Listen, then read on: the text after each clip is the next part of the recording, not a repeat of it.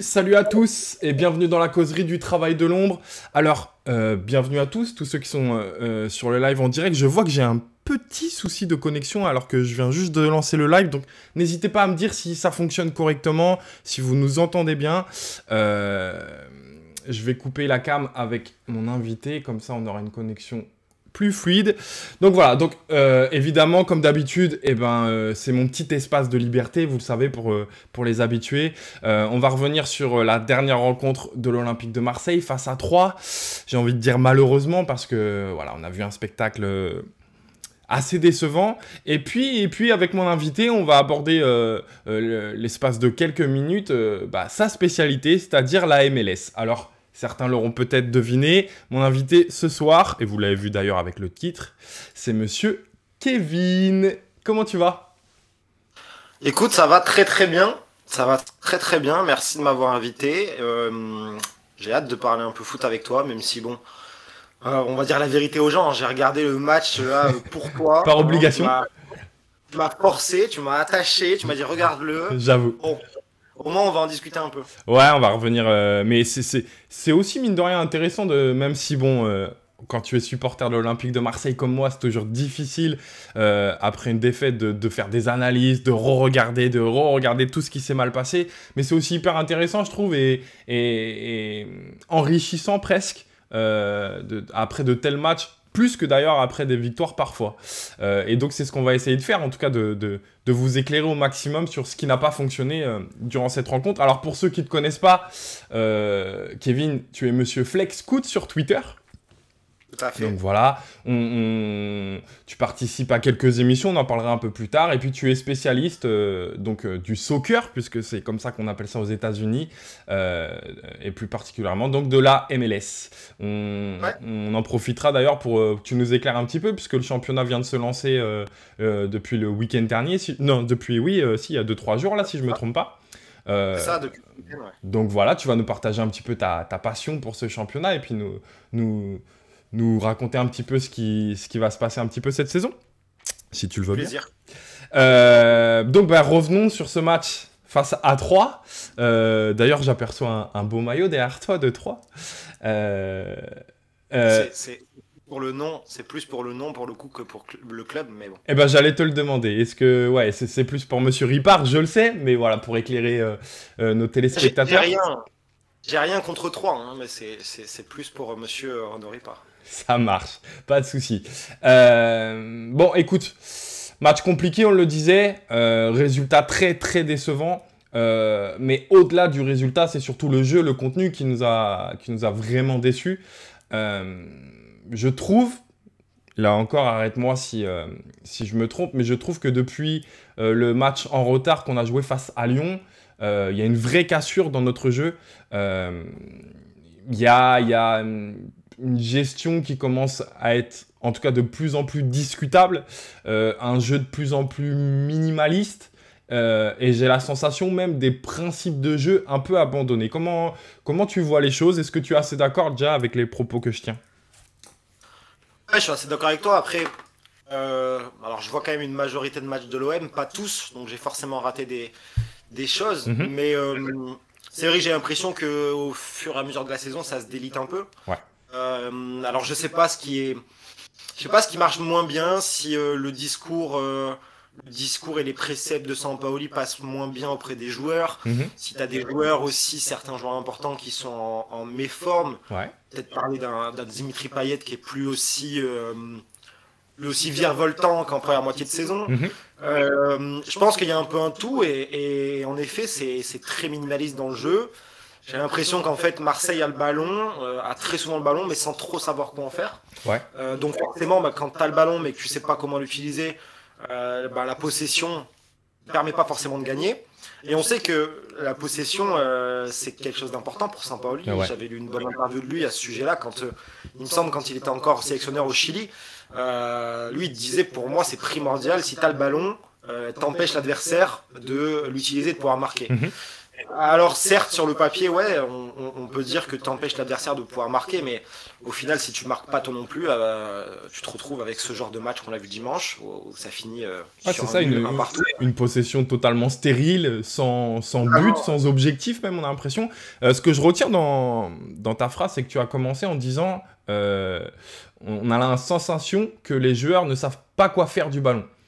Or, c'est un petit peu l'exact opposé de l'image qu'on a de Sampaoli, qui certes met en place des choses qui peuvent nous paraître un peu particulières, parfois compliquées pour le grand public, en tout cas peu communes, tu vois, et donc le fait que ça soit totalement différent fait que aussi Sampaoli demande des choses bien précises, et donc on l'a vu notamment quand ça fonctionnait.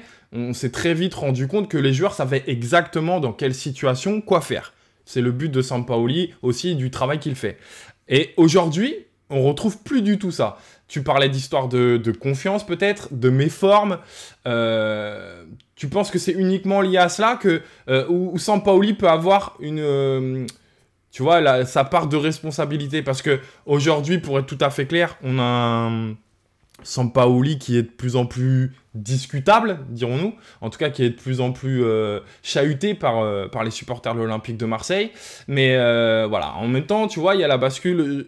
Est-ce que la part de responsabilité va plus du côté du coach, va plus du côté des joueurs? Et en tout cas, ce qui m'interpelle le plus, et c'est ce qui va nous intéresser aujourd'hui, c'est le jeu. Et donc, le jeu, les problèmes qu'on a sur le jeu, pour toi, en me mettant un peu les pieds dans le plat, mouillons-nous un peu. Est-ce que c'est plus le coach le problème ou les joueurs? Déjà, d'une part, c'est paradoxal parce que tu peux dire que Sampaoli, pour le grand public, c'est pas non plus toujours très clair parce que il a l'air d'avoir des idées qui sont assez précises mais assez difficilement explicables pour le lambda, on va dire, celui qui s'intéresse pas spécialement à la tactique, qui regarde le foot comme ça. Au final, c'est quand même pour les joueurs, je pense, un cadre assez strict, assez sévère. Mais quand ça marche, et là, ça marche bien.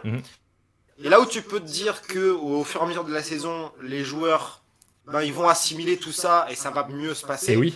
Au final, j'ai l'impression que c'est l'inverse. Alors, on a eu en début de saison, forcément, c'est un peu compliqué parce que ça se met en place. T'as un effectif qui est super renouvelé. Donc, c'est normal, mais ensuite, ça va mieux. Et tu te dis, bon, ok, ça va continuer comme ça.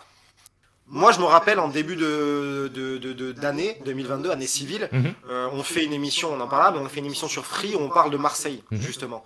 Et on dit dans cette émission, ce qui manque à Marseille, offensivement, c'est peut-être un match à la Rennes de cette saison. C'est-à-dire un match où, comme Rennes, tu vas pouvoir empiler des buts. Tu mets un 5-0, un truc propre, clair. Ah, tu mets, même si tu prends un but, mais au moins tu en mets 4 ou 5. Ouais. Un truc où la confiance, elle revient. Et juste après, il me semble que c'est arrivé, et je sais plus, contre Angers, il me semble. C'est ça, 5-2. Ouais. Ça part mal, mais t'en mets 5. Et donc on se dit, voilà, là ils sont un peu libérés et ça va mieux se passer. Et au final non. Et là, j'ai l'impression que le problème, il est plus tant, il est toujours dans la surface, comment marquer des buts, mais il est aussi comment construire, comment arriver justement devant la surface. Et là, c'est beaucoup plus problématique parce que c'est quelque chose qui allait bien durant une grande partie de saison, et là si ça suit plus, forcément c'est difficile de marquer. Ouais, donc si on doit se mouiller, je pense que c'est un peu des deux. Il y a forcément des choses qu'on ne doit pas savoir, il y a eu des remous, on a vu Milik, Paoli. Je pense qu'il y a une petite ambiance assez particulière et c'est difficile de déterminer ce qui se passe en fait. Ouais, c'est difficile. Évidemment, nous, on est loin de tout ça, on n'est pas dans le vestiaire, on n'est pas à l'entraînement, donc on a la partie visible de l'iceberg, tu vois. J'aime bien prendre cette métaphore pour illustrer finalement ce que nous, on perçoit. Tu vois, on a OM Suisse, d'ailleurs, donc coucou à la Suisse, qui nous dit je pense qu'il est à bout d'idées lorsqu'il n'a pas la possession. Et on a Mister H qui nous dit je trouve qu'il y a beaucoup d'espace entre les lignes. Alors, pour répondre à OM Suisse, je trouve que quand il dit qu'il est à bout d'idées, on est vraiment dans ça. En tout cas, c'est ce que je perçois moi aujourd'hui de Sampaoli, c'est que, je l'ai dit notamment lors des émissions précédentes, c'est qu'on a un coach qui est très très bon dans la préparation des matchs. Je le trouve très intéressant pour notamment s'adapter à l'adversaire. C'est un vrai travail qui est important pour lui, ce travail d'adaptation. Mais en cours de match, je le trouve toujours en difficulté. Tu vois, il a du mal à analyser, je trouve, la situation et à réagir et à avoir la bonne réponse à cela, tu vois. Et j'ai vraiment la sensation que lorsque, comme face à 3, on parvient à ouvrir contre le cours du score et plutôt de manière assez rapide, on tombe, plutôt que de tomber dans ce truc où on avait, tu sais, un petit peu le fantasme de Sampaoli, Bielsa, ces coachs qui ne cessent d'attaquer, peu importe le résultat. Là, Sampaoli, j'ai l'impression qu'il se...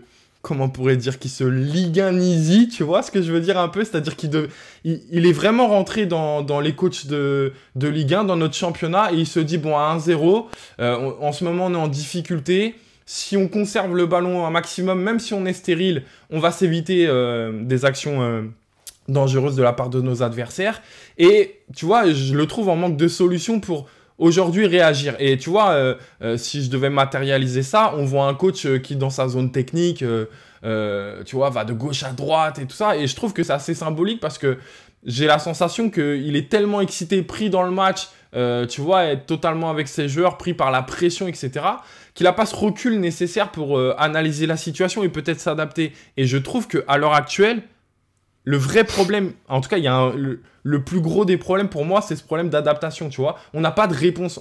On rencontre un problème et on fonce dans un mur un peu bêtement, on retape, tu vois, 3-4 fois. C'est un peu cette image-là, quoi. Ah, mais je suis assez d'accord. Et dans le chat, là, t'as Mister Rash qui le dit. Ouais.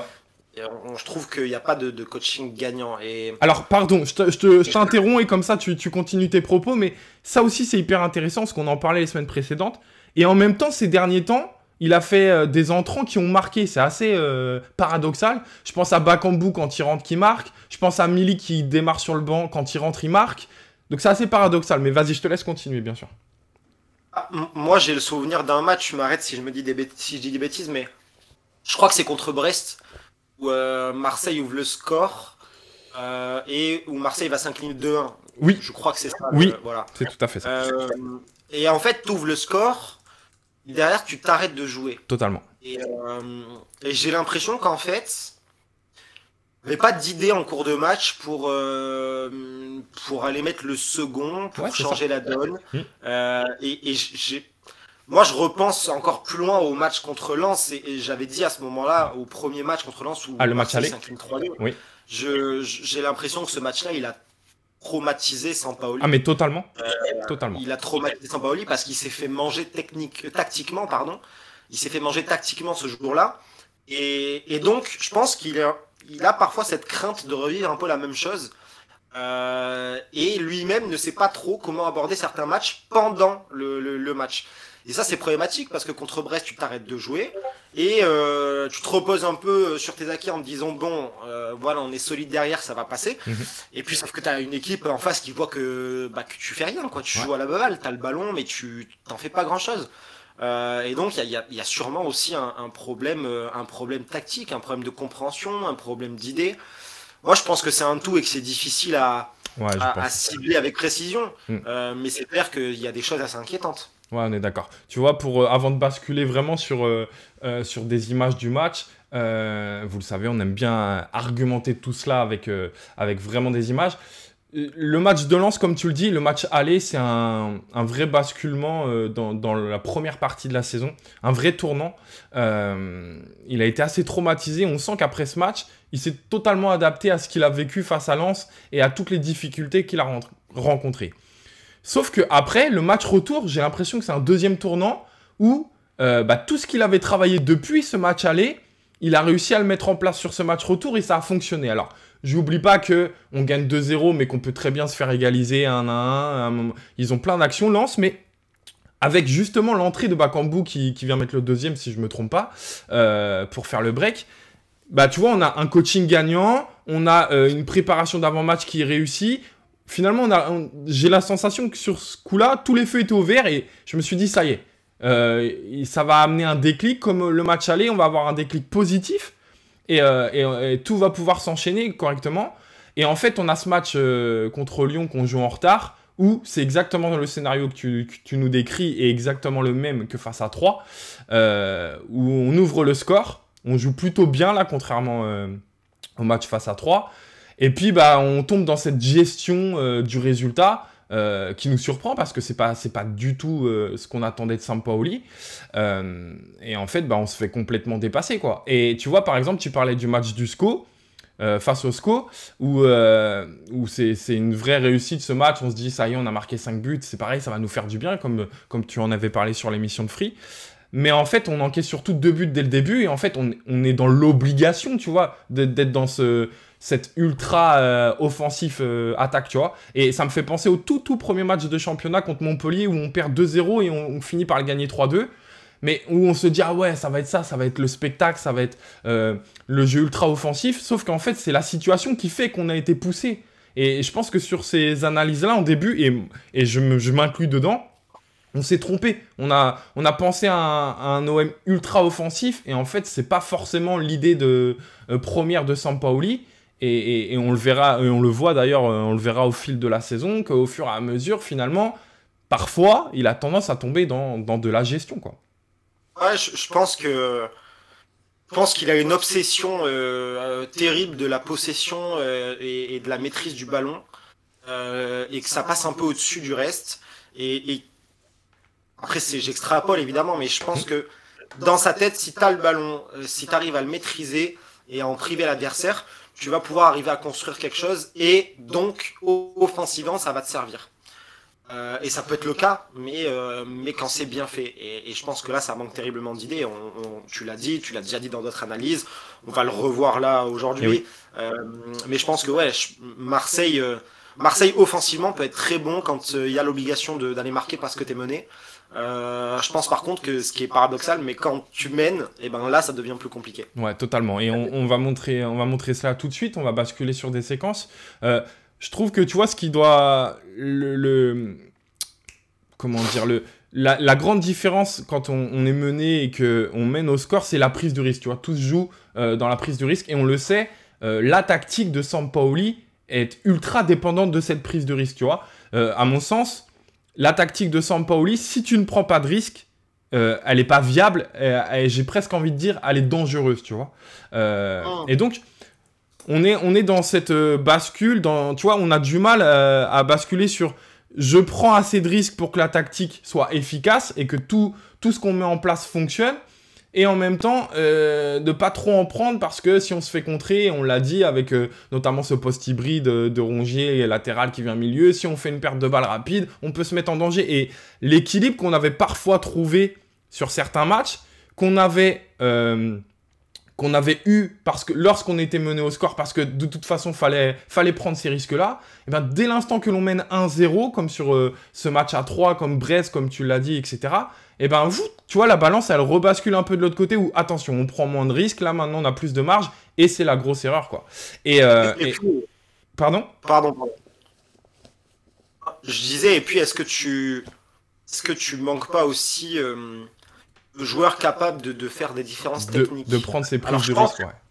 Peut-être que tu les as dans l'effectif, mais qui sont pas aussi au niveau cette saison. Ouais. Mais moi, il y a certaines rencontres où, tu vois, je suis désolé, mais quand je vois que c'est Guendouzi qui se projette vachement, qui vient essayer d'attaquer des espaces, c'est pas son rôle à la base à Guendouzi. Je dis pas que il doit pas le faire. Bien sûr, il le fait, on est très content parce qu'il fait bien le reste, ça me pose pas de problème.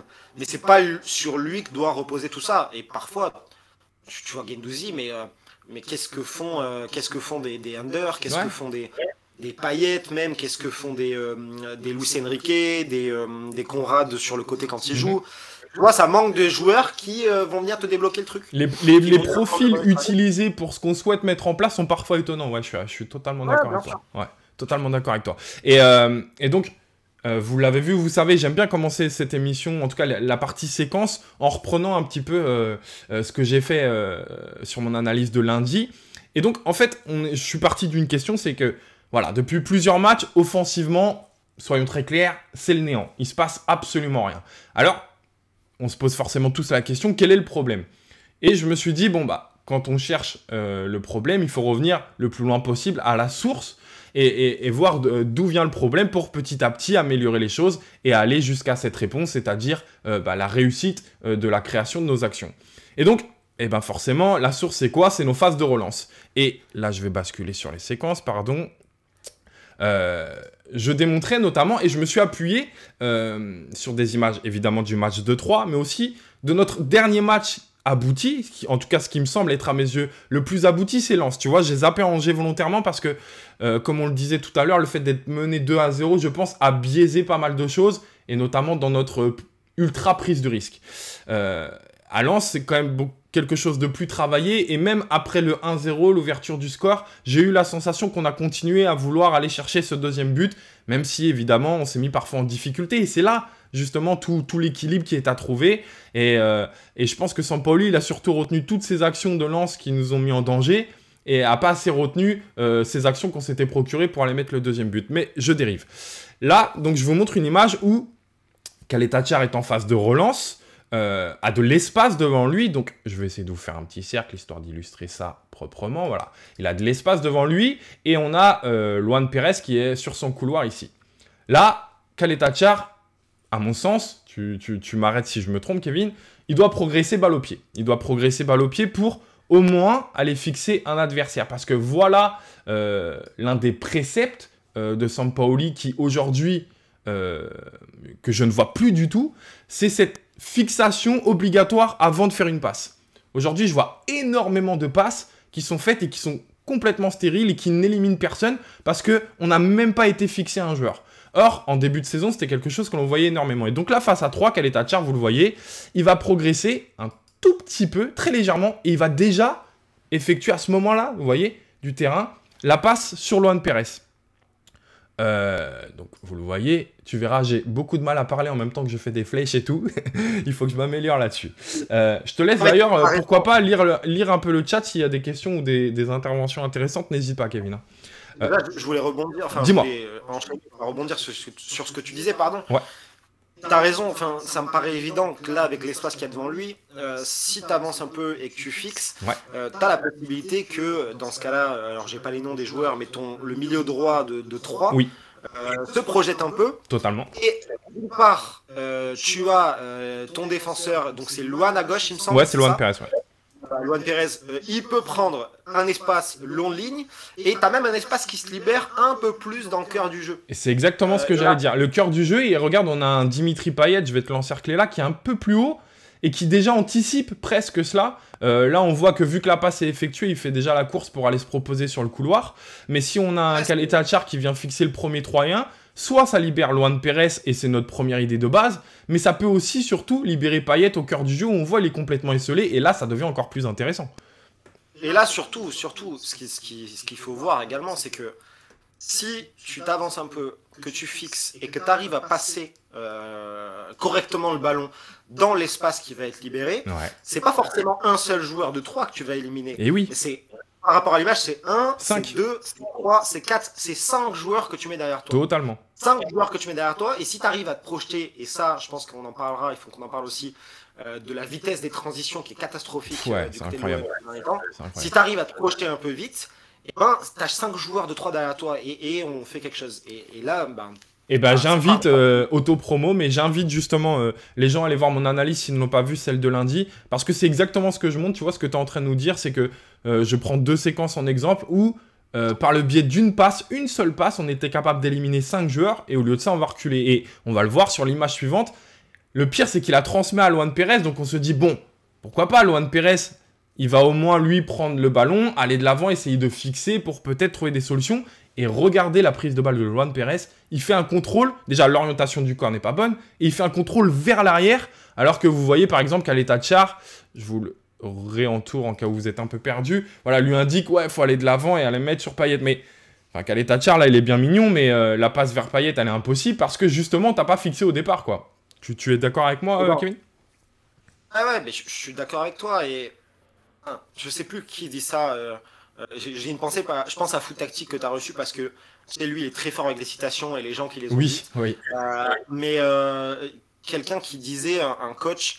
Bah, ce serait pas étonnant que ça soit Guardiola, hein, parce que c'est tellement ses idées de jeu, ça, de fixer. Peut-être Guardiola ou même un autre un peu plus vieux, mais qu'une passe, ça a une raison d'être. Une passe, ça doit être fait uniquement si ça t'apporte quelque chose. Totalement.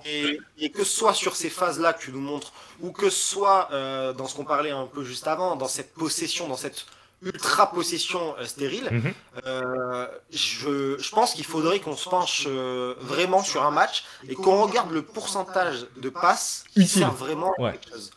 Et je pense que dernièrement, ce serait vraiment pas très haut, quoi. Et tu vois, dans le chat, c'est peut-être un peu exagéré, mais t'as Scaraboule qui dit, Sampaoli dit qu'il aimerait jouer avec 10 milieux et un gardien, tu comprends vite sa tactique, on garde le ballon au milieu et on fait tourner sur un malentendu. Alors c'est peut-être un peu exagéré, mais sur les derniers matchs, pas tant que ça au final, donc c'est problématique. Ouais, c'est ça, mais...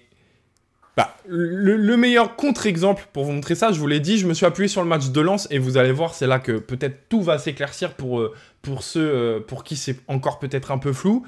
Vous le voyez ici, et j'ai pris évidemment le même joueur, c'est vraiment volontaire. On a Kaletachar qui va cette fois progresser balle au pied. Alors, on le voit, il a quasiment le même espace que... Alors, je vous l'accorde, le Lensois est peut-être positionné un peu plus bas. Allez, mais... Le travail, il aurait pu faire exactement la même. Ici, il peut très bien la passer à Luan Pérez sur le côté, sans se poser de questions, en se disant que plus il fait la passe rapidement, plus on va pouvoir progresser rapidement. Or, il ne fait pas du tout cette erreur. Il prend bien le temps de venir progresser balle au pied. Je vous montre l'image suivante. Vous voyez, petit à petit, il progresse. Et donc, on a un Kakuta qui est embêté parce que soit il va fixer, mais il voit bien que il peut être éliminé très rapidement, soit il va reculer. Et donc, nous, notre bloc olympien va ne cesser de monter et on va être beaucoup plus haut sur le terrain. Et c'est ce qui va se passer.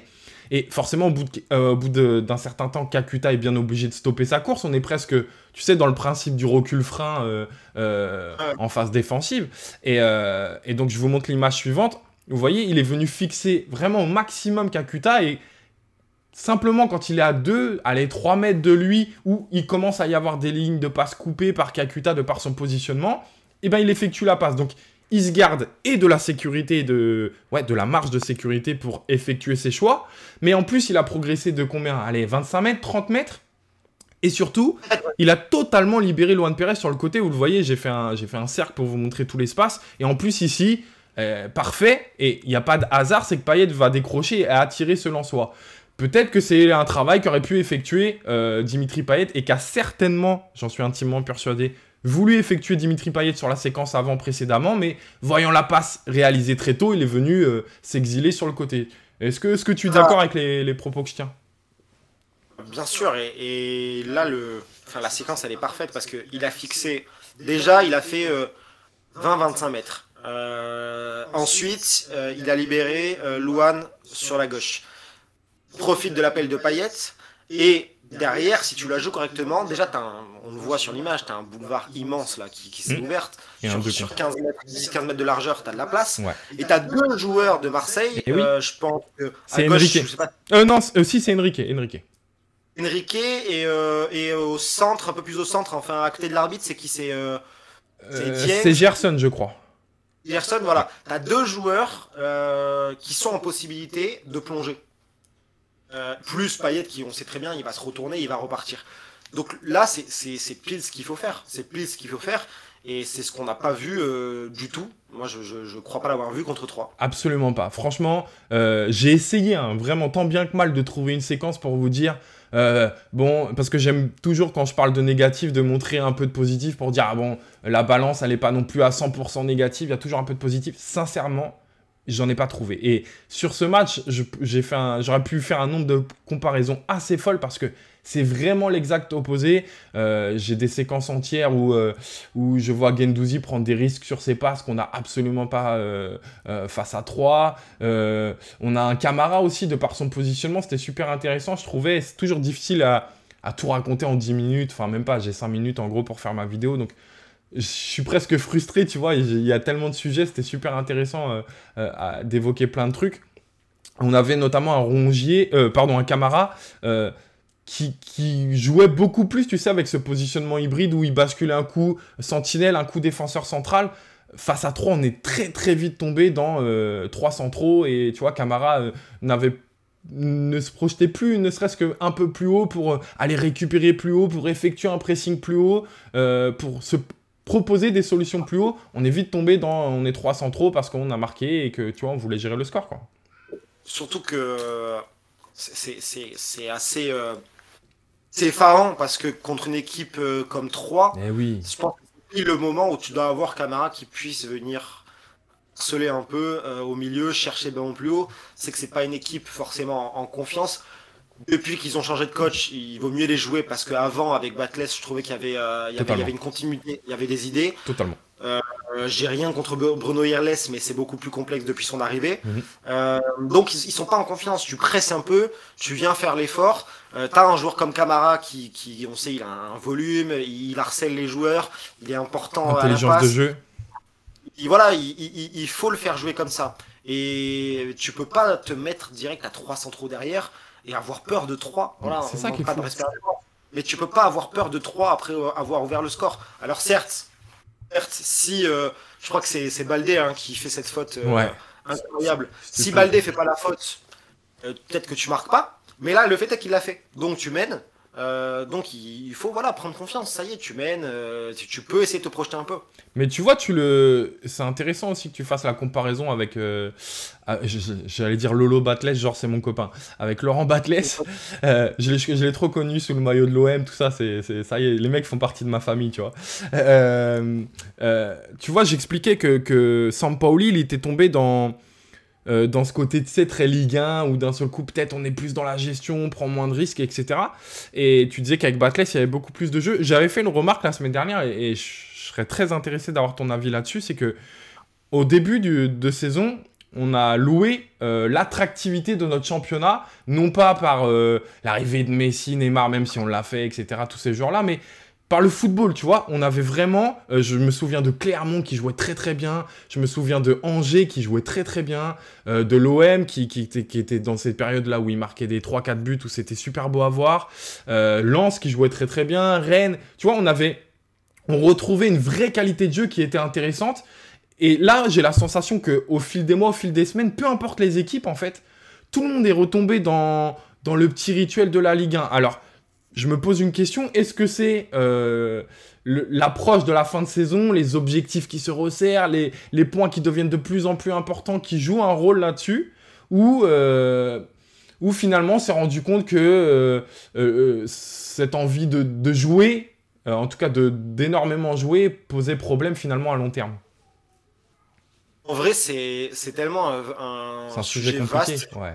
Je pense qu'on pourrait refaire un live. Une émission juste entière. Une émission et pendant 1 heure, on en parle. On pourrait. Mais pour le faire très très rapidement, moi je pense qu'il y a plusieurs problématiques. Déjà, le football. Et là, tu vois, j'ai la citation et j'ai l'auteur de la citation. Le temps n'a pas le temps pour le temps. On l'a tous.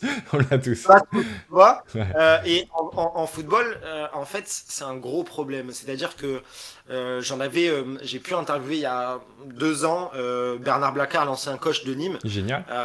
Qui, tu sais, enfin peut-être que tu le sais pas, mais je pense que tu le sais, qui était surtout directeur du centre de formation avant. Oui.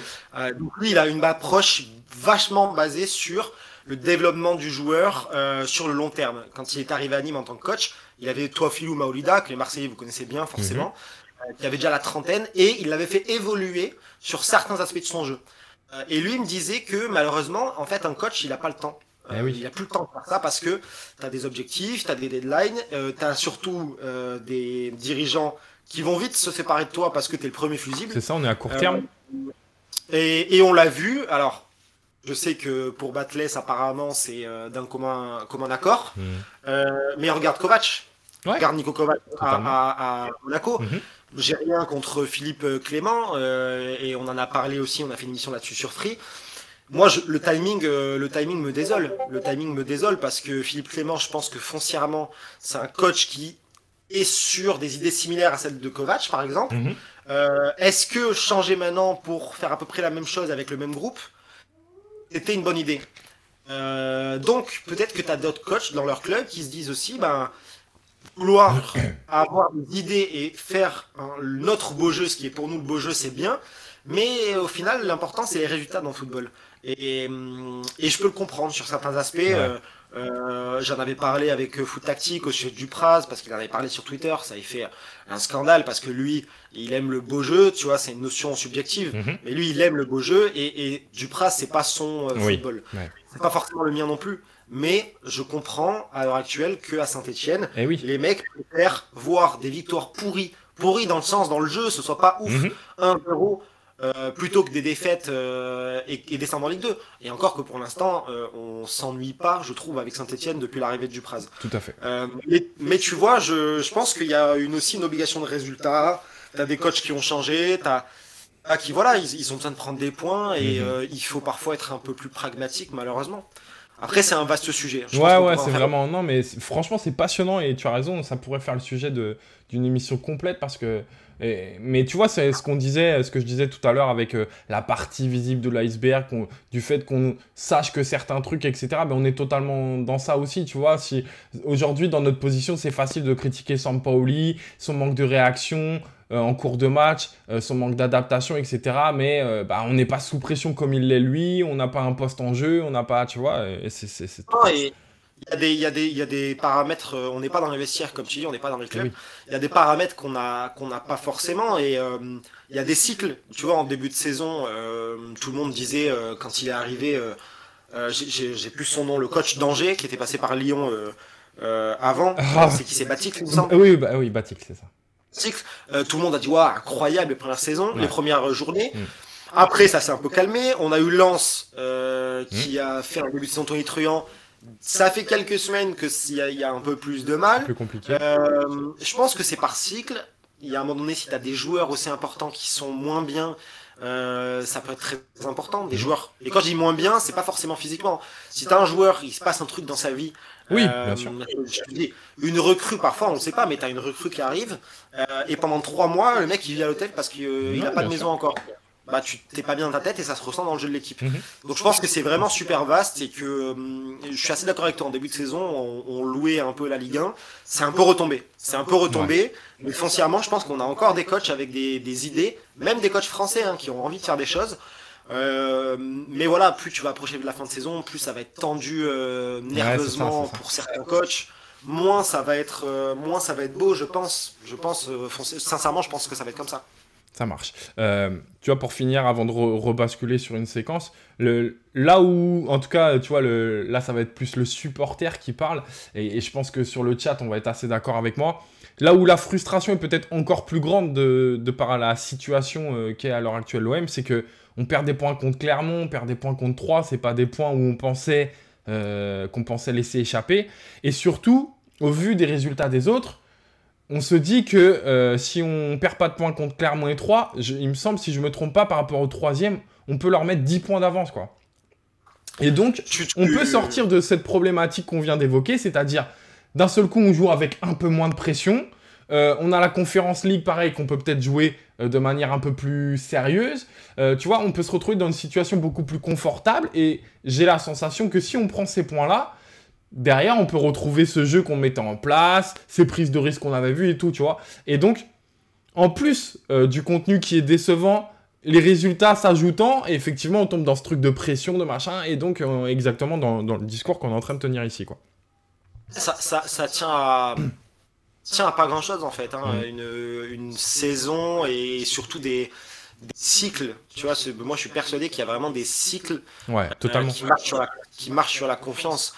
Et malheureusement, quand tu rates le coche une fois, tu le rates 2 fois, dans ta tête, tu dis putain, la semaine prochaine, en fait, c'est même pas que on peut prendre de l'avance, c'est qu'on n'a pas le droit de perdre parce qu'il faut pas prendre de retard. Ouais, c'est ça, c'est totalement ça. Et en 2 semaines, ta saison, pas ta saison, mais en tout cas, ton mois, il a totalement changé. Et j'aime pas ces caricatures, mais on a un vrai truc de Marseille, à chaque fois qu'il y a un vrai coup à faire, il bascule à faire pour définitivement, tu vois, prendre de l'avance ou quoi, ça n'a jamais lieu, quoi. Donc, c'est vrai qu'en tout cas, dans l'aspect psychologique, comme tu viens de dire, et dans l'aspect confiance, ça peut être quelque chose. Par exemple, les anciens, un mec comme Dimitri Payet et tout, qui a vécu sans cesse ça, j'ai l'impression, je peux comprendre que psychologiquement, c'est fatigant et que c'est un impact. Et ce qui peut expliquer, évidemment, il n'y a pas que ça, mais ça peut expliquer aussi la méforme qu'on évoquait tout à l'heure. Ouais, moi je suis pas, je suis pas supporter de Marseille. Bien Donc sûr, bien sûr, bien sûr. J'ai pas un recul sur X saison. Ouais. Mais oui, peut-être qu'en effet, à un moment donné, ça joue. Et l'aspect, de toute façon, l'aspect pardon, psychologique, il est super important. Et on va passer sûrement à la séquence suivante. On va pas faire encore 10 minutes sur ça. Et c'est pour ça que je pense qu'on peut faire une émission complète. Mais c'est pour ça que maintenant, dans les clubs, t'as des préparateurs mentaux, des gens qui sont spécialisés là-dedans. Parce que ça peut te faire gagner des matchs. C'est primordial. Mais dans tous les sports, dans tous les domaines, ça prend de plus en plus d'importance. Et on le voit que dans le foot, ça n'échappe pas, quoi. Ça, c'est clair. Ah ouais, mais je pense qu'en Ligue 1, il y a eu peut-être, du moins dans le football français, ça a mis du temps à arriver, mais c'est en train d'arriver. Trop de temps. Et je pense que c'est important. Totalement, totalement. Je suis totalement d'accord avec toi. On va basculer sur la séquence d'après. Alors, c'est celle-ci. Pareil, c'est encore une fois sur une phase de relance. Un truc très étonnant. Hein, si j'ai fait la comparaison tout à l'heure avec Kaleta Tchar. Ici, c'est Saliba. Donc, c'est pour que vous voyez que c'est pas une attaque envers Kaleta Tchar ou des attaques individuelles, loin de là. Ici, donc, on a Saliba qui a encore une fois l'espace, très intéressant pour progresser. On a d'ailleurs, me semble-t-il, un Guendouzi qui lui fait un geste de la main en lui disant progresse, le temps que, en gros, je sois placé correctement sur le côté. C'est ce que tu évoquais, ce positionnement assez bizarre de Guendouzi. Voilà, bizarre, c'est peut-être un peu fort, mais en tout cas, c'est voilà, pour illustrer un petit peu ce que tu voulais dire. Et Saliba, il va progresser de quoi? Allez, 2 mètres. Et vous le voyez, il va stopper son ballon avec la semelle et s'arrêter ici. Déjà, j'aimerais comprendre pourquoi il s'arrête. Qu'est-ce qui l'empêche de progresser plus? On voit les 2 Troyens, ils sont à 10 mètres chacun de lui. Qu'est-ce qui t'empêche de continuer à progresser? On l'expliquait, la passe inutile. Là, on est dans c'est même pas le mouvement, et c'est l'absence de mouvement inutile, quoi. Et à ce moment-là, tu vois, sur cette séquence, il va la donner à Rongier, ce qui est quand même assez fou, parce que à la limite, la passe qui pouvait être un peu intéressante, c'est Guendouzi sur le côté, et même pas il va la donner à Guendouzi, il va la donner à Rongier, lui qui est cerné par 2 Troyens au cœur du jeu, quoi. C'est incompréhensible, cette séquence. Ouais, c'est symptomatique, en fait. C'est symptomatique de ce qu'on voit. Moi, tu vois, si je peux me permettre de rajouter un truc sur cette séquence, c'est que t'as parlé de la passe de Rongier, donc il va passer à Rongier là où ça va pas servir à grand chose. Et Rongier va redonner à Saliba et Saliba va donner à Lopez. Donc, tu vois, c'est. Voilà. On aurait pu se dire qu'il aurait pu passer à Guendouzi, pourquoi pas. Même si c'est même pas la meilleure chose. Mais il y en a une autre qui pour moi est intéressante. Alors c'est dans les faits c'est plus difficile à mettre en pratique. Mais si tu percutes encore un peu et que Payet, le joueur que tu vois à côté de l'arbitre, Dimitri Payet, il glisse un peu. Totalement. Il est tout seul. À ce moment-là, t'as Guendouzi qui part sur l'aile. Et totalement. Je vais essayer de vous illustrer ce qu'il vous dit. N'hésitez pas dans le chat à nous dire si c'est pas assez clair, hein, vraiment, mais tu as totalement raison. J'essaye, je suis comme vous, hein, je vois la séquence, donc voilà, moi je parle vraiment de, voilà, à côté de l'arbitre, vous avez Payet, s'il y a une passe à Payet qui arrive à destination, un espace tout en bas à droite de votre écran avec Guendouzi qui peut percuter. Et ça c'est pas fait, au final tu te retrouves, il me semble que ça finit au gardien cette histoire. Ouais, c'est ça, la séquence termine. Rongier lui remet en une touche à Saliba, parce que il voit bien qu'il est cerné, qu'il peut pas faire grand chose, et parce que non prise de risque sur le contrôle, tu vois, il a même pas essayé. J'aimerais bien là aussi, par exemple, sur la prise de balle, petite parenthèse, mais que Rongier effectue ne serait-ce qu'un début de contrôle orienté pour voir si la porte se referme vraiment ou pas, tu vois, de manière à mettre en alerte un peu les Troyens, parce que la remise, c'est bien mignon, mais si tu l'as fait 40 fois dans le match, à la fin, les Troyens, ils prennent même plus le risque de reculer, tu vois. Et donc, c'est remis sur Saliba. Effectivement, Saliba va chercher soit Kaleta Tchar, soit Lopez. Je crois que c'est un moment où Lopez, justement, en profite pour venir s'incruster entre les 2 centraux, tu vois. Tu vois, les gestes inutiles, je vais parler d'un autre aspect qui n'est pas du tout sur la séquence. Et d'ailleurs, on n'en avait même pas parlé, tu vois, ça me vient maintenant. Il y a des gestes qui, s'ils sont faits sans savoir pourquoi, tu peux les faire 15 ou 20 fois, ça servira à rien. Je sais pas à quel match, je pense, c'était il y a pas longtemps, mais c'est les centres. C'est les centres. Marseille fait, sur un match il y a 2 ou 3 semaines, peut-être, ou même la semaine dernière, 25 centres. Sauf que sur tes 25 centres, je crois que t'en as 5 qui touchent un joueur. Et souvent, c'était des centres qui arrivaient après une longue phase de possession, où au final, tu sais pas trop quoi faire du ballon. Donc, tu te dis, on a Milik dans la surface, on va centrer. Si tu centres pas correctement, surtout que Milik, on peut critiquer énormément Milik, ce qu'on veut, mais il faut que ce soit bien fait. Et moi, je considère qu'à partir du moment où tu ne fais pas l'effort d'arriver à le trouver au moment où lui, il est dans des positions intéressantes, déjà c'est compliqué. Et donc, tu envoies des centres qui servent à rien, après des possessions qui au final n'auront servi à rien. Voilà, donc ça se rejoint en fait. J'ai l'impression qu'il y a tellement de gestes qui sont superflus ou qui sont pas réfléchis en fait. Il n'y a pas de prise de risque intéressante. Tu vois, il y avait justement Patrick, Football Tactique, qui avait sorti une phrase qui m'a un peu marqué quand il est venu lors de l'émission. Pareil, je crois qu'il avait cité quelqu'un, il est très bon pour ça. Très très bon pour ça. Qui avait expliqué que, en gros, hein, je simplifie parce que j'ai pas les propos exacts, mais c'est la différence entre un joueur qui a appris le football, à qui on a dit... tu vois, je crois qu'on prenait l'exemple de Lirola, qu'on comparait par exemple avec Rongier, qui pourtant n'ont pas du tout le même profil de base et tout, mais... Il disait, voilà, Lirola, il a appris le football, il est latéral. Dans cette séquence-là, il doit se positionner comme ça. À ce moment-là, il doit se positionner comme ça. Il ne se pose pas beaucoup de questions, en fait. Et la différence avec un mec qui a compris le football et qui, suivant la séquence, sait où se placer pour proposer telle ou telle chose. Tu vois, on a la différence de quelque chose qui est simplement appris, quelque chose qui est compris, tu vois. Elle est là toute la différence, quoi. Et on est beaucoup, j'ai la sensation, en tout cas ces derniers temps, qu'on est dans un football appris, c'est-à-dire qu'on essaye de mettre en place ce que demande Sampaoli, sans vraiment comprendre pourquoi on essaie de faire ça, quoi. Ouais, c'est ce que je te disais, ça participe un peu tout ce qui va pas bien et qu'on n'arrive pas trop à définir, parce qu'il y a des choses qui vont pas dans le jeu, mais il faut arriver à savoir pourquoi. Est-ce que tu as des joueurs qui sont en méforme? Est-ce que tu as des joueurs qui comprennent pas ce qui est demandé? On est au mois de mars, on est le 1er mars. Bah oui. Au mois de mars, c'est problématique quand même, pour des joueurs qui sont là depuis un an, ou un peu moins. Donc ouais, je suis assez d'accord avec toi. J'ai l'impression qu'il y a un problème de compréhension aussi. Ça marche. Avant de basculer sur une autre séquence, on a évoqué Milik brièvement. Je peux avoir ton avis un petit peu sur ce qui se passe avec Milik, comment tu vois les choses? On parle aussi, on est d'accord de...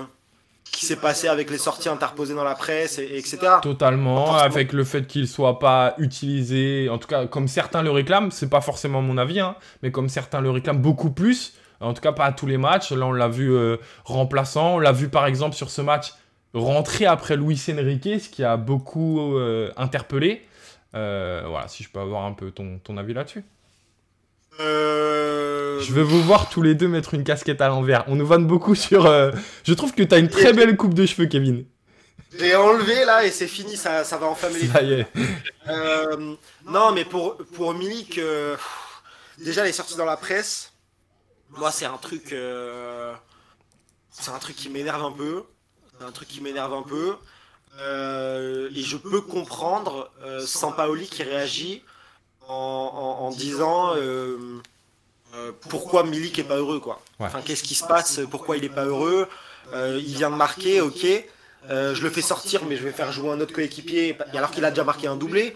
Mais ça, je pense que ça doit se régler dans le vestiaire en fait. Enfin, pour moi, quand tu joues l'Europe comme le joue l'OM, quand tu joues une place sur le podium comme le joue l'OM, ces choses-là, ça va te polluer la vie si ça sort en public. Ça peut te tuer une saison.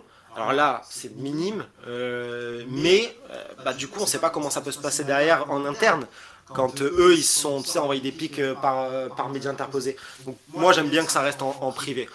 Donc après, voilà, là, je vais pas réagir dessus outre mesure. Dans le jeu, est-ce que tu comprends le fait que Sampaoli puisse se passer d'un joueur comme Milik, par exemple? Encore une fois, assez brièvement, c'est un vaste sujet, mais voilà, c'est intéressant d'avoir l'avis aussi de quelqu'un un peu extérieur, qui n'est pas supporter de l'Olympique de Marseille, qui n'est pas biaisé par le côté, tu sais, cœur, voilà. Et je peux le comprendre. Je peux le comprendre parce que moi, il n'y a pas de joueur indispensable dans le sens où un très bon joueur, et Milik, c'est un très bon joueur, un très bon joueur peut ne pas réussir à s'imposer dans un club. Parce que le contexte, il est super important. Le contexte, ça concerne plein de choses, mais ça concerne aussi l'idée de jeu du club, l'idée de jeu de l'entraîneur, ce que veut faire l'équipe. Et si tu as un joueur dont le profil ne correspond pas à ce que veut faire l'équipe, ça ne marchera pas forcément. Moi, je pense que l'OM peut jouer avec Milik. Il faut arriver à servir correctement, il faut arriver à faire certaines choses un peu mieux. Est-ce que après Sampaoli a envie en fait de pouvoir changer? Parce que c'est aussi à Sampaoli de faire changer les choses. Il doit pouvoir bouger. S'il est fixé dans ses idées et que ses idées, c'est tel jeu, et que ça correspond pas du tout à Arkadiusz Milik, ok. Après, quelle est la solution? On a recruté Bakambu, qui pour moi se rapproche un peu plus, je pense, je sais pas ce que tu en penses, mais ça se rapproche plus sur le profil de ce que veut faire Sampaoli dans le jeu. Totalement. Mais on l'a pas tellement vu depuis qu'il est arrivé. Il l'utilise peu comme un Kolasinac, par exemple. Tu vois, on l'a pas tellement vu depuis qu'il est arrivé, on n'a pas tellement vu la différence. On sait pas trop ce qu'il veut faire parce qu'un coup il fait jouer Milik, un coup il le fait pas jouer, un coup c'est Bakambu qui va rentrer. Moi je comprends pas trop. Mais tu vois, finalement, on boucle un peu la boucle de ce qu'on dit depuis tout à l'heure, c'est-à-dire que on a un coach qui a des idées prédéfinies, arrêtées, et qui, malgré les difficultés, les problèmes rencontrés, ne s'adapte pas assez à mon goût. Et en tout cas, aujourd'hui, je pense que c'est le problème principal. C'est que à un moment donné, s'il y a des choses qui ne fonctionnent pas, il faut s'adapter, il faut réagir. Et là, j'ai l'impression, en tout cas, qu'il manque de réaction. Et si je peux ajouter quelque chose sur Sampaoli qui me dérange un peu, c'est que footballistiquement, c'est très intéressant ce qu'il met en place. Moi, j'aime beaucoup ces systèmes de poste hybride, de joueurs, tu vois, de joueurs qui savent jouer à plusieurs postes, etc. Moi, je trouve ça hyper intéressant pour le déséquilibre, pour mettre en difficulté l'adversaire. Bref, les arguments sont nombreux. Là où j'ai un vrai problème et là où la comparaison peut avoir lieu, je pense, Sampaoli-Bielsa, parce qu'on l'a beaucoup fait et qui, elle me semble, pas très juste. Là où, en revanche, elle est juste, c'est sur le côté gestion humaine. C'est-à-dire que, pour moi, ces mecs-là, c'est des coachs. C'est des vrais bousillés de football. Par contre, c'est des... Comment le dire sans que ça soit négatif? J'ai envie de dire, c'est des êtres humains qui sont... Comment expliquer ça? Humainement, je pense que c'est pas les meilleures personnes pour gérer un groupe, tu vois. Je vois ce que tu veux dire et tu sais quoi? J'en avais parlé un jour sur Twitter, je sais plus exactement ce que j'avais tweeté dans les mots exacts, mais je demandais aux gens ce qu'ils pensaient au sujet d'un coach qui, par exemple, est excellent tacticien, qui a des idées superbes, mais qui, humainement, est pas un bon meneur d'hommes. C'est ça. Et vice-versa. Un coach qui serait un excellent meneur d'hommes et un super tacticien. Est-ce qu'on peut revenir, par exemple, à ton exemple de Dupraz, par exemple, qui est, à mon sens, un bien meilleur meneur d'hommes et un moins bon tactique. C'est un exemple parfait. C'est un exemple parfait parce que je pense que si tout le monde sera d'accord par rapport à Sampaoli, c'est un moins bon tacticien, sans manquer de respect à Pascal Dupraz. C'est un moins bon tacticien. Par contre, je pense que c'est un meneur d'hommes exceptionnel. On l'avait vu à Toulouse. Toulouse, ouais. Ce qui avait été filmé d'ailleurs est super intéressant. C'était incroyable cette séquence. Et un Landilon, quoi. Et sans seulement parler de la séquence que tout le monde connaît où il dit voilà, c'est aujourd'hui, c'est pas demain, il y a des gens qui vous aiment et les mecs qui sortent en pleurant, tu vois. Ça il joue aussi. Mais tout le reportage est incroyable. Et c'est pour ça que j'étais persuadé, je le suis encore, que Dupraz c'est le coach qui peut sauver Saint-Etienne. Parce que tu as un déficit de confiance et que ce mec-là, il leur sort la tête de l'eau. C'est la tête, ouais. Il sort le nez. Tu vois, de l'eau, la bouche, et on peut essayer de faire un truc. Tu vois, je pense qu'on a un coach qui, là, gère les têtes, quand nous, à l'Olympique de Marseille, on a un coach qui essaye de gérer les pieds. Or, l'Olympique de Marseille, à l'Olympique de Marseille, il me semble que pour que tu sois un bon coach, il faut que tu saches gérer les deux. Parce qu'on est quand même dans un grand club sous pression, etc. Et tu vois, j'ai la sensation que, et encore une fois, à chaque fois, je me dis qu'il faut absolument qu'on se concentre sur les séquences, mais voilà, c'est super intéressant d'évoquer tout ça, mais je trouve que on est à un moment charnière où Sampaoli doit gérer aussi les hommes. Que ça soit de par leur temps de jeu, ça c'est la vision un peu classique, on le parle avec Milik et tout, mais mais également les préparer. Par exemple, quand tu sors Milik, que tu évoquais tout à l'heure, le fait des sorties à la presse où il comprend pas, qu'il soit pas heureux, etc. Moi, je pense que Milik, à ce moment-là aussi, il a peut-être besoin, en avant-match, qu'on le prévienne, qu'on lui dise, écoute, là, on enchaîne les matchs. Peu importe que tu marques ou tu ne marques pas, moi, j'envisage de te sortir à ce moment-là. Ne sois pas surpris, ne le prends pas mal et amène-le positivement, tu vois, explique-lui en lui disant, mais c'est parce que moi, j'ai besoin de toi pour la suite. Et donc, que tu me marques un but de plus ou pas, ça me change rien. Moi, j'ai besoin de toi pour la suite. C'est par plein de petites choses comme ça, tu vois. Moi, je vois par exemple sur les changements, je le vois, c'est très bête, c'est des détails, tu vas me dire. On n'est pas obligé de faire ça, je suis entièrement d'accord. Mais ça témoigne, je trouve, du problème, c'est que je vois pas un coach qui tape dans les mains à la sortie des joueurs pour les féliciter. Tu vois, une petite tape au cul. À un moment donné, tu chopes un joueur avant son entrée, tu lui dis, si je te fais rentrer, c'est parce que je sais que tu vas marquer. Je sais pas. Tu vois, il y a l'aspect psychologique qui n'a pas lieu. Comme par exemple, on prenait l'exemple du Prat, je peux prendre Galtier par exemple, ou qui est très humain là-dedans. Ce que j'allais dire, je pense que le coach qui réunit le mieux les deux, ouais, le totalement. coach qui réunit le mieux les deux, mais un des coachs en Ligue 1 actuellement qui le fait super bien, c'est Galtier. Mais oui, totalement. Galtier, il a des idées, c'est un bon tacticien, on peut ne pas aimer la manière dont joue Nice, il n'y a aucun problème. Mais Galtier est très fort tactiquement.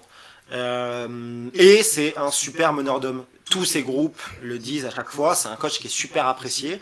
Il sait gérer les hommes, il sait gérer les égos, il sait gérer les remplaçants, parce que c'est pas une équipe de 11, hein, oui. C'est une équipe de 18, de 19 ou de 20.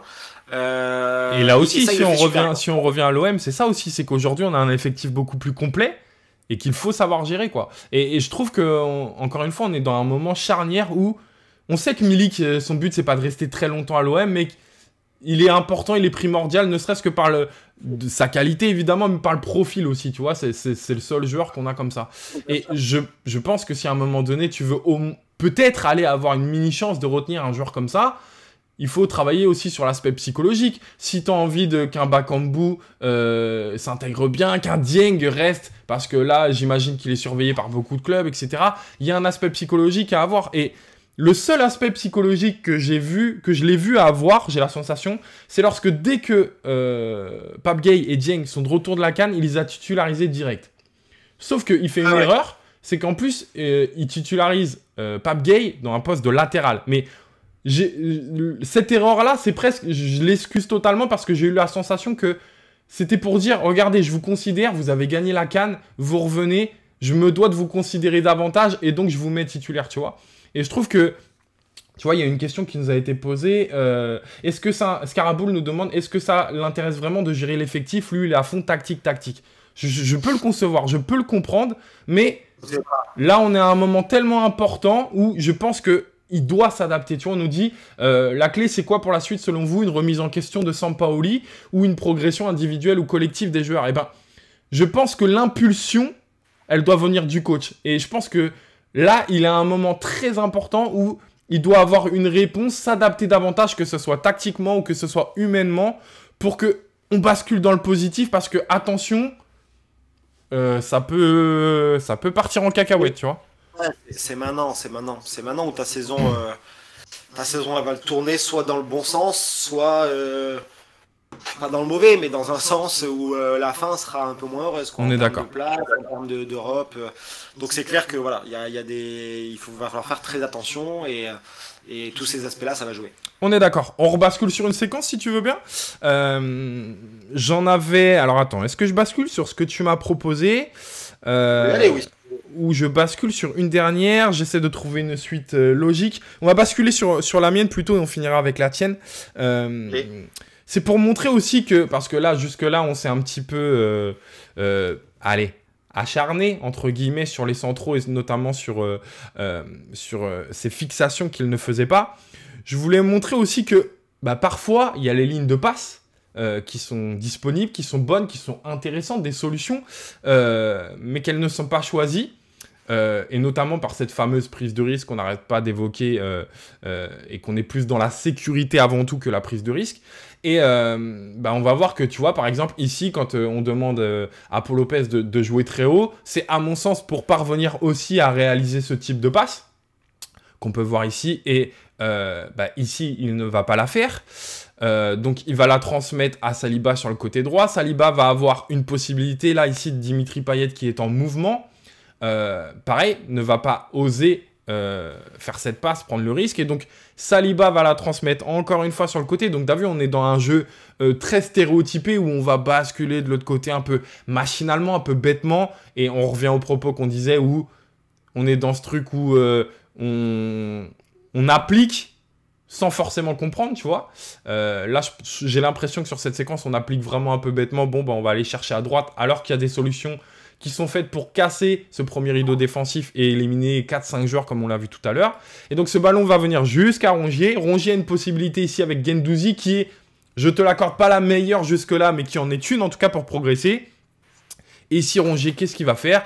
Il va tergiverser, il va reculer et il va repasser avec Paul Lopez. Donc voilà une séquence pour vous montrer que on reproche aux centraux d'être le premier problème peut-être, mais parfois les solutions étaient là.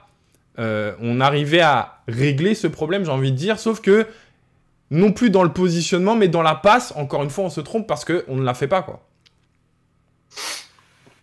Je pense que c'est un tout. Ouais, ta séquence, elle montre, elle illustre bien, pardon, le problème. Je pense que c'est un tout. Il y a des passes qui sont pas faites, des prises de risque qui sont pas faites. En fait, j'ai l'impression qu'il y a toujours cette volonté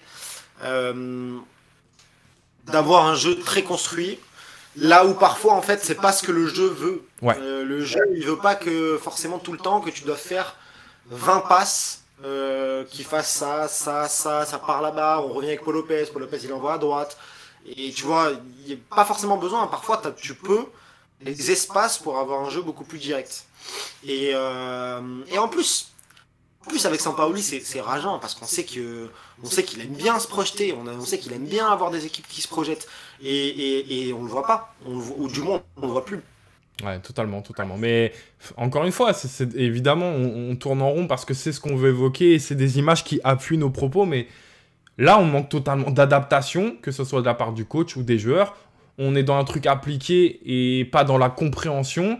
Et même si Sampaoli t'explique depuis le début qu'il faut basculer à droite pour après aller chercher à gauche, pour faire un renversement de jeu, pour parvenir à isoler nos ailiers, notamment Under ou Dieng, pour se servir de la vitesse et de leur individualité pour parvenir à éliminer en 1 contre 1.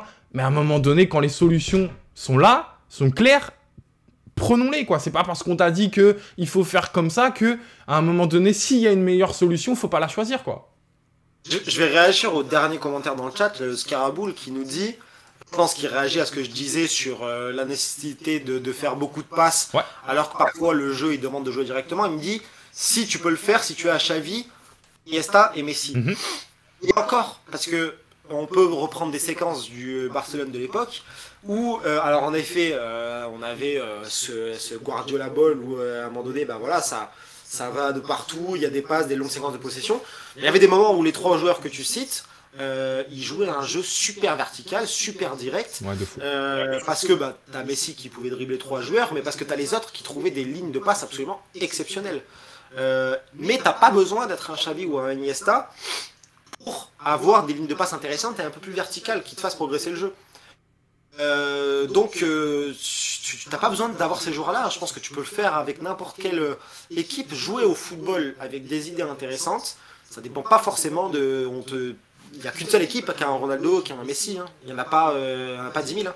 Donc tu dois faire avec ce que tu as, mais tu peux faire des choses intéressantes. Et tu vois, ce qui me fait peur, c'est que on a eu des erreurs face à Angers notamment, où on tergiverse un peu dans la surface et on prend un but allez, casquette, parce qu'on est dans cette prise de risque, tu vois, de derrière, de relancer proprement. On a eu des pertes de balles qui nous ont mis en grand danger, ultra dangereuses. Je pense à Rongier, notamment sur des relances axiales, que ça soit face à 3, mais également sur les matchs précédents. Je pense à Luan Pérez qui en a fait pas mal, etc. Je pense à un Saliba aussi qui a fait quelques relances difficiles où on a été mis en danger.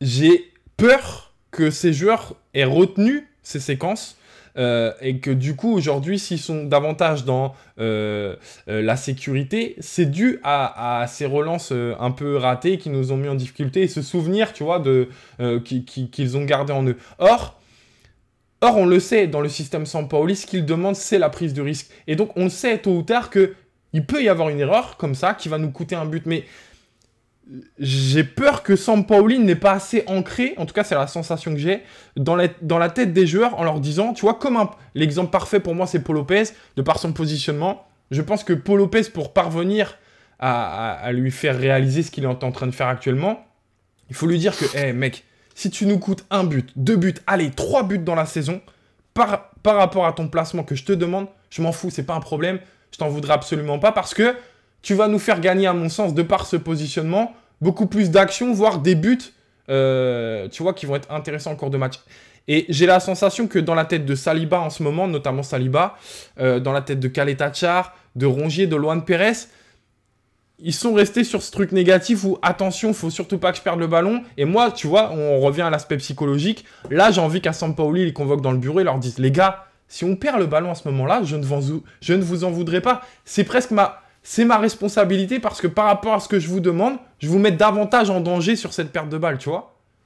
Non, mais je pense que ça peut jouer aussi. Après, voilà, est-ce qu'on appuie suffisamment sur le fait que prendre des risques, c'est pas grave, que faire une erreur, c'est pas grave, parce que tu es joueur de football. Exactement. Et moi, si j'étais coach de haut niveau avec une équipe, je préfère 100 fois un joueur qui va me faire une erreur par match, pas qui te coûte un but par match, parce que bon là c'est problématique, évidemment, mais qui va peut-être faire une perte de balle ou deux par match en prenant des risques, plutôt qu'un mec qui va me faire que des passes en retrait ou des passes latérales et où il y a zéro risque. Il y a 100% de passes réussies à la fin du match, mais il n'y en a pas une qui m'a apporté un truc. Bien sûr. Mais tu vois, on en revient à ce coaching de formateur que tu évoquais, notamment avec le coach de Nîmes, si je ne me trompe pas. Oui, voilà, exactement. J'avais perdu son nom. Qui est plus dans la formation, plus que dans le coaching, l'aspect tactique que peut avoir Sampaoli. On en revient aussi avant de passer à la suite, je pense, mais on en revient au temps. Ouais, c'est vrai. On en revient au temps. Hein. Tu as des coachs qui sont foncièrement formateurs et qui prennent le temps.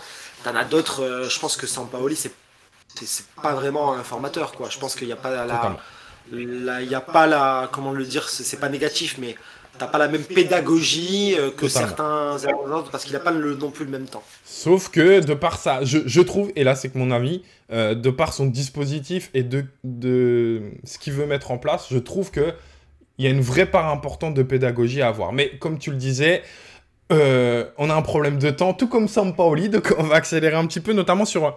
vous le savez, j'aime que mes invités, je leur file du travail, je suis pas très gentil, arrivent avec des séquences. Et Kevin nous a réservé une petite séquence qui est très très très intéressante, je trouve, et donc que je vais te laisser commenter. Alors, laisse-moi quelques secondes puisque je n'ai pas mis la bonne. C'est celle-ci. Alors, je sais que tu as un petit décalage, donc je vais me permettre. C'est sur une phase de relance, hein, comme on le voit depuis le début, où on a Caleta Char qui est là, balle au pied, et donc qui est allez, à mi-distance, qui est sur un bloc médian. Est-ce que tu as l'image, Kevin ? Ouais, je l'ai. Je te laisse commenter tes images alors. Je l'ai, mais c'est une séquence, qui est assez parlante en fait, si vous nous avez écouté depuis le début, parce qu'on a donc Caleta Char qui a le ballon, et moi il y a plusieurs choses qui me dérangent. On en a parlé, de toute façon c'est ce problème de fixation déjà. Toi tu étais d'accord avec moi. On a un problème de fixation. Alors là il a un peu moins d'espace pour avancer que tout à l'heure, mais s'il y a un problème de fixation. Le problème numéro 2 aussi, c'est qu'en face, alors là c'est de l'image arrêtée, donc c'est compliqué à vous montrer, mais je vous invite, si vous pouvez, à le revoir. On n'a pas de mouvement des milieux et des offensives marseillais. Voilà, il n'y a pas de proposition de passe assez intéressante. On le voit déjà de par l'attitude des joueurs, ça se voit que voilà, ils sont petits, trop grand maxi ou arrêtés en train de marcher. C'est statique, et puis je sais pas ce que tu en penses, mais on a un bloc troyen, on voit pas tout le monde, mais on a un bloc troyen très, très bien qui quadrille assez bien et qui est en place. Donc ça fait quand même 3 éléments assez problématiques pour progresser. Et donc Caleta Char, sa solution, ça va être de transmettre sur le côté. Je sais pas, Saliba. Là je vois voilà, ça va être de transmettre à Saliba. Il s'est passé 4 secondes et on se retrouve exactement avec la même situation. Si tu veux en parler, tu peux, hein, c'est la même chose. C'est exactement pareil. C'est la même chose. C'est exactement pareil. On a Saliba qui ne va pas fixer. On a une absence de mouvement des milieux de terrain face à des lignes très resserrées, bien en place des Troyens, tout simplement. Et donc, on tergiverse. On prend le temps de contrôler, de lever la tête. Tout est statique. Et on va rebasculer comme tu vas nous le montrer encore une fois. Donc, on va avoir ce jeu stigmatisé que tant de gens relèvent, c'est-à-dire... on a l'impression qu'on fait l'essuie-glace derrière, gauche-droite, sans trouver de solution. Bah voilà, là, on a l'exemple parfait de pourquoi, c'est-à-dire, on n'a pas les fixations au départ, comme je l'ai évoqué lors de mon analyse. On a l'absence de mouvement que toi, tu évoques, notamment grâce à cette séquence qui est très intéressante. Et on a cette non-prise de risque qu'on a évoquée tout au long de l'émission. Là, le problème, c'est que donc, tu repasses par Kaitakar. Ouais. Donc c'est 7 secondes plus tard, hein, ça va vite, et en même temps 7 secondes c'est long. Très long, c'est très long. Très long, et pendant 7 secondes ça veut dire qu'il ne s'est rien passé. Exactement. Les joueurs troyens, ils ont pratiquement pas bougé, ils ont coulissé légèrement en même temps que les passes latérales en fait pour couvrir, mais tout ça c'est rien d'inquiétant. Et c'est surtout pas fatigant. Non, c'est pas fatigant, eux c'est juste de l'attente là. C'est juste de l'attente, si tout le monde fait son travail, ils coulissent en même temps, on n'en parle plus. Et là le problème c'est qu'on n'a toujours pas de solution. Du moins pas de solution assez intéressante, et donc Kaitakar à ce moment-là il va prendre un petit risque, mais le problème c'est que une prise de risque oui, mais quand elle n'est pas préparée ça peut être problématique, donc il va transmettre il me semble à gauche à Bamba Dieng. Bamba Dieng, voilà, qui est tout en haut à gauche, je fais la droite, pardon. Ouais. Voilà. Il lui transmet ici, et sauf que il va y avoir une passe en retrait derrière pour Luan Pérez. C'est ça, Bamba Dieng. Alors j'essaie de te suivre avec les flèches, tu dois avoir un petit décalage toi, mais voilà. On a effectivement Bamba Dieng qui reçoit le ballon et qui fait cette passe après en retrait sur Luan Pérez. Donc on voit que on a progressé, mais l'espace de quelques secondes, parce que de par le positionnement, de par l'absence de mouvement, il n'y a rien qui se passe. Donc Dieng, il est en absence de solution, il est bien cerné, il n'a pas d'espace pour lui pour aller provoquer. Donc il va remettre en retrait sur Luan Pérez, ouais. Il remet en retrait, c'est bon, je vois ta flèche, il remet en retrait sur Luan Pérez. Donc déjà, tu es revenu quasiment au même point, ouais. Tu n'as pas gagné 1 mètre. Et en plus, on va le voir juste après, il me semble, oui. Je ne sais pas si tu l'as déjà lancé ou pas. Je viens d'appuyer, ça va arriver. On retourne à la case départ en tout cas, et on a Luan Pérez du coup qui vient être sous pression. Et qui va perdre le ballon au cœur du jeu, qui fait partie de ces actions que j'évoquais tout à l'heure et de ces pertes de balles axiales ultra dangereuses. Ouais. Qui va perdre le ballon, ouais, parce que t'as pas de solution, et que donc là on est à 10 minutes 33 il me semble, ouais. Donc il s'est passé 15 secondes environ, même pas. Déjà. Et le problème c'est que c'est long, parce que pendant 10 secondes, quand 3 voient que Marseille n'a pas de solution, à un moment donné t'as des joueurs qui viennent presser un peu. Et on a une perte de balle qui peut être absolument terrible là où elle est. Hein. Au milieu de terrain, ça peut faire très très mal. Et intéressant de montrer d'ailleurs que ici, tu vois, on a Rongier au cœur du jeu. Là, je vais l'encercler. Regardez ça, son attitude, son positionnement, il est ni concerné ni en mouvement. Et du coup, sur la perte de balle qu'il va y avoir, il va accuser... De quoi ? Il va se faire manger sur la... Exactement, il va accuser un retard de 2-3 mètres. Et c'est lui qui va devoir faire faute à 1 mètre de la surface de réparation, et qui va offrir un coup franc dangereux aux Troyens, qui, j'ai envie de te dire, est presque une faute intelligente vu la situation, mais pas si intelligente que ça, puisqu'aux abords de la surface, c'est déjà trop tard. Alors que s'il est à la fois concerné en mouvement, je pense qu'il a l'attitude, l'orientation du corps, etc.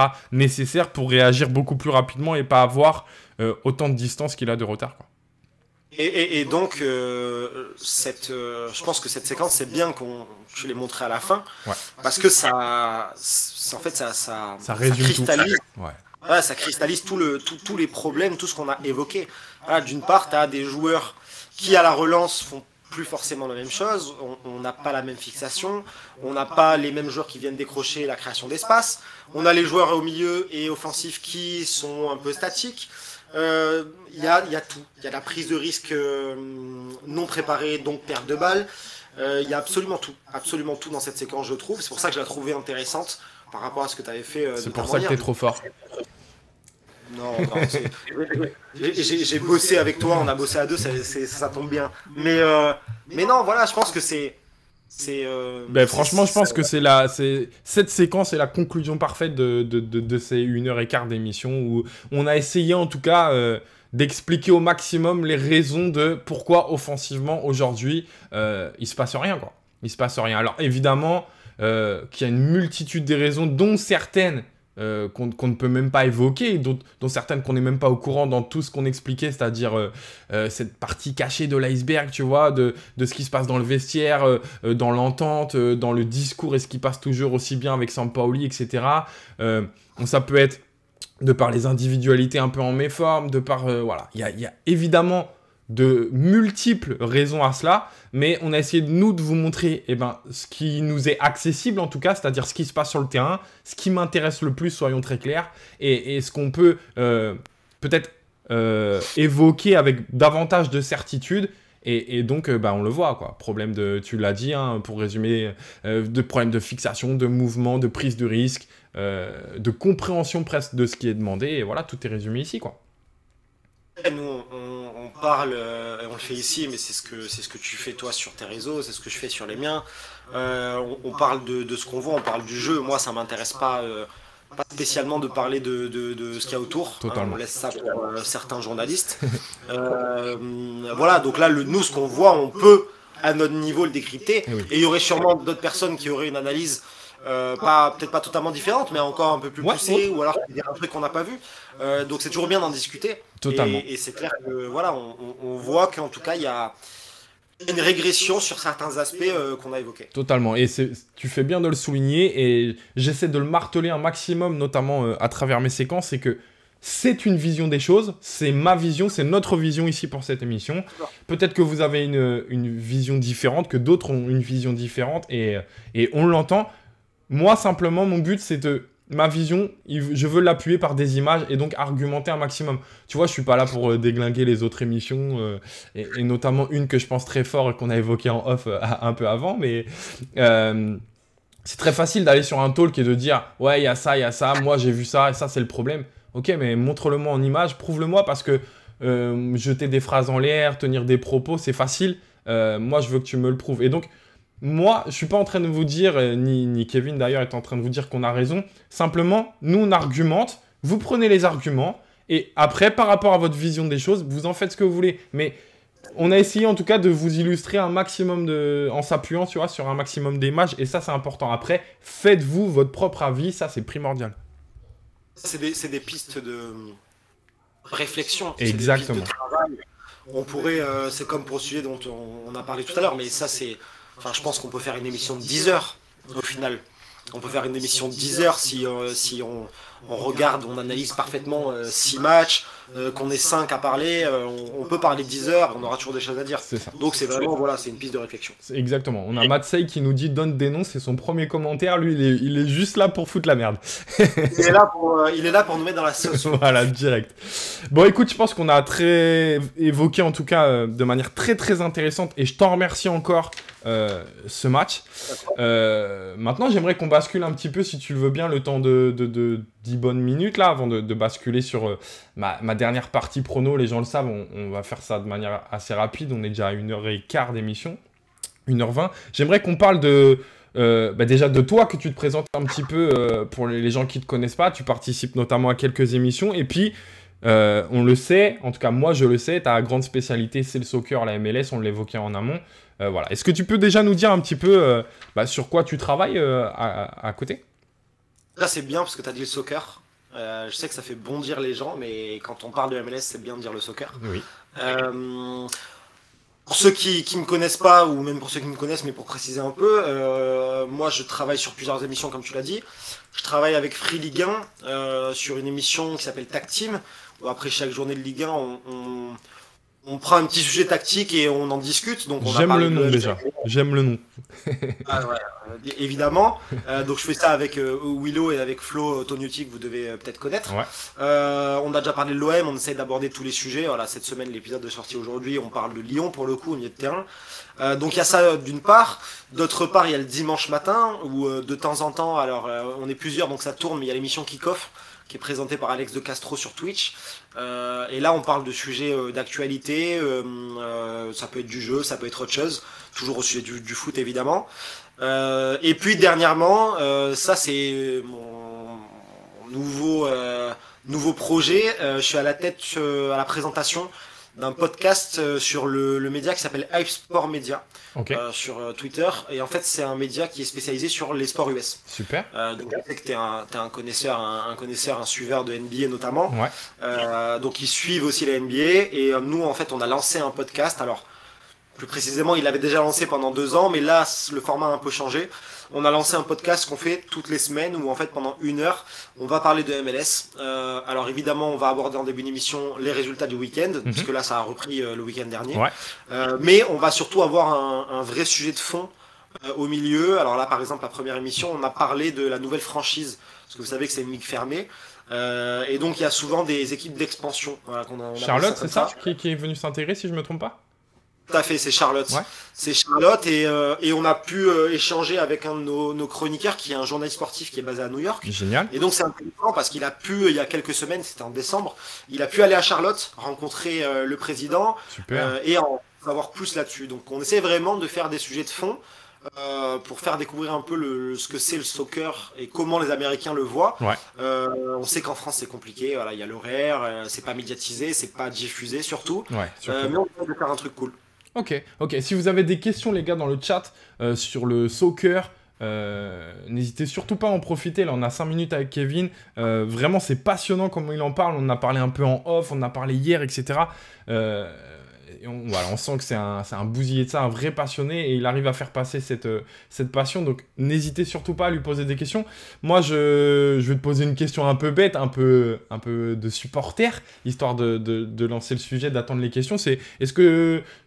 C'est quoi ton attachement à... Pourquoi une vraie attache à ce soccer et aux États-Unis peut-être un peu plus particulièrement? Et est-ce que tu as une franchise auquel tu es peut-être un peu plus lié? Je supporte pas spécialement une franchise. Moi, tu sais que je supporte Nîmes en France. Ouais. Donc, parce qu'on est d'accord, même au soccer, on parle bien de franchise encore. Ouais, on parle de franchise. Alors, c'est vrai qu'on dit club, mais ouais, ça reste des franchises comme en NBA. Ok. Moi, j'ai pas particulièrement d'attachement. Je supporte pas un club, mais à la base, et on est en 2022, on remonte à 2011-2012. Si tu veux, j'avais vu un reportage sur Montréal à l'époque. Ça concernait pas du tout le sport ni le foot. Et en fait, je me suis intéressé au Canada à l'époque et je suis tombé parce que 2012 c'est l'année où Montréal commence en MLS. À l'époque c'était l'Impact de Montréal. Et il y avait une grosse colonie italienne avec notamment Nesta qui jouait à cette époque. Exact. J'avais oublié ça. Nesta qui est parti là-bas, alors il y en avait 3 ou 4, j'ai plus les autres noms. Et donc je m'étais intéressé, et depuis j'ai jamais vraiment lâché, même s'il y a eu des petits moments, la vie fait que voilà, tu suis pas forcément. Mais depuis quelques années, et là surtout cette saison, voilà, c'est quelque chose que je vais vous faire suivre énormément. Et puis voilà, j'ai gardé une attache particulière avec ce championnat. Je trouve que c'est sympa, ça fait partie des championnats un peu exotiques, un peu sous-médiatisés en France.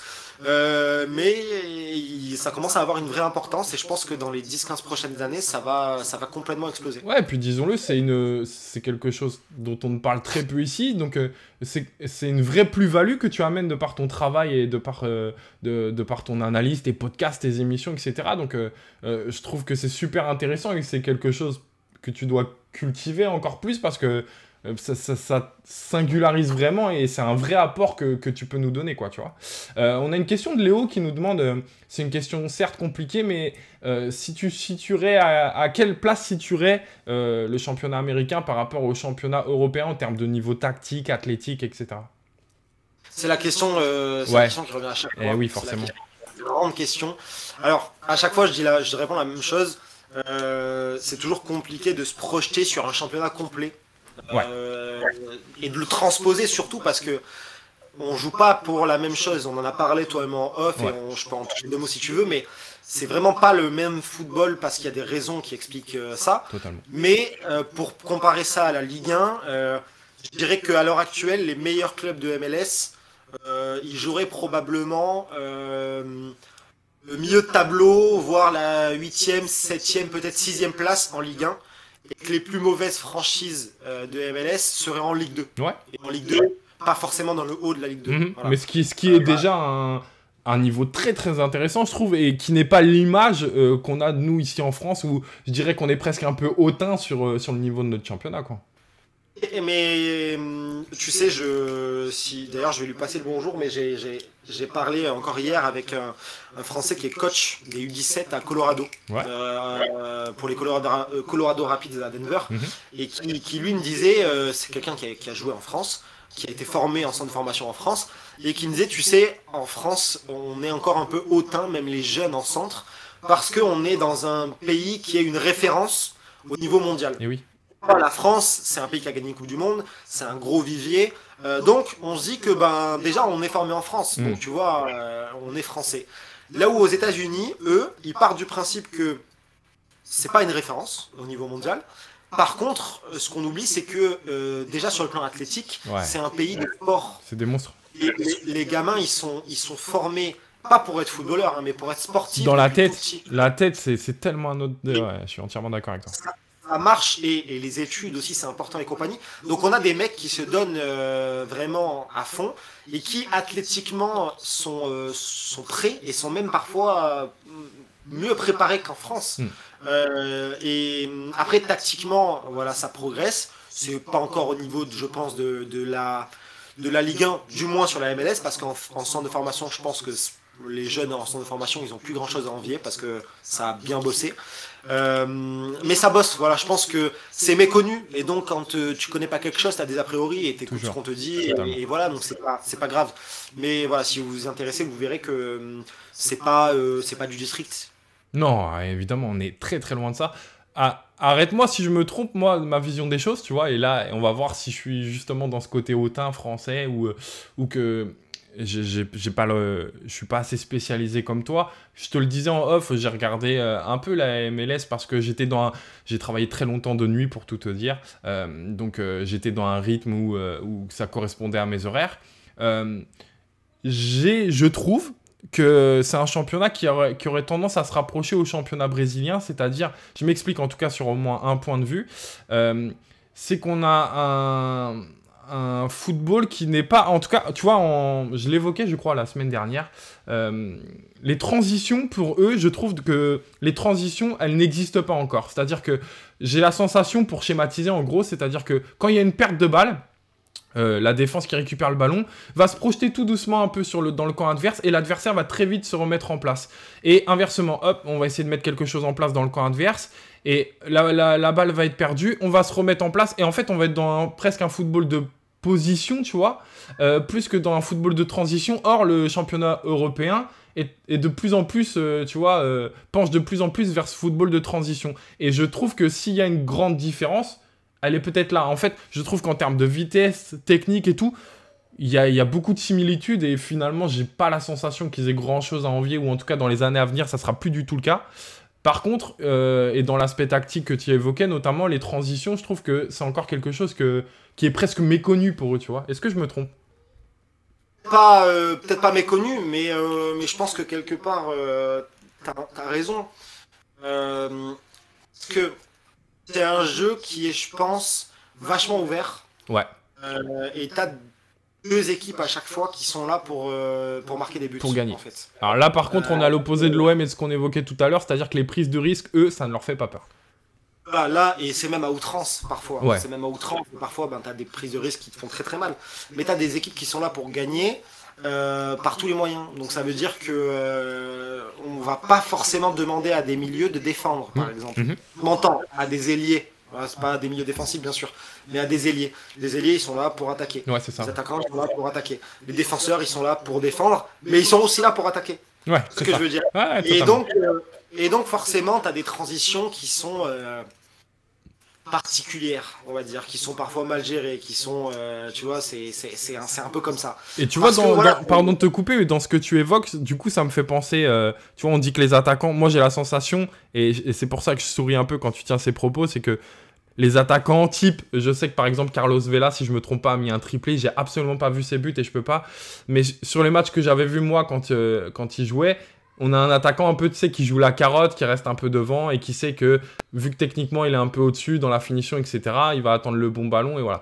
Et j'ai la sensation, en tout cas, que si on doit se pencher vers des joueurs, et tu me l'avais dit, notamment qu'il y a beaucoup de joueurs MLS qui commencent à arriver de plus en plus en Europe et que c'est intéressant, je trouve que le poste de latéral là-bas, il est hyper intéressant parce qu'ils sont tellement dans ce truc, effectivement, de la prise de risque folle.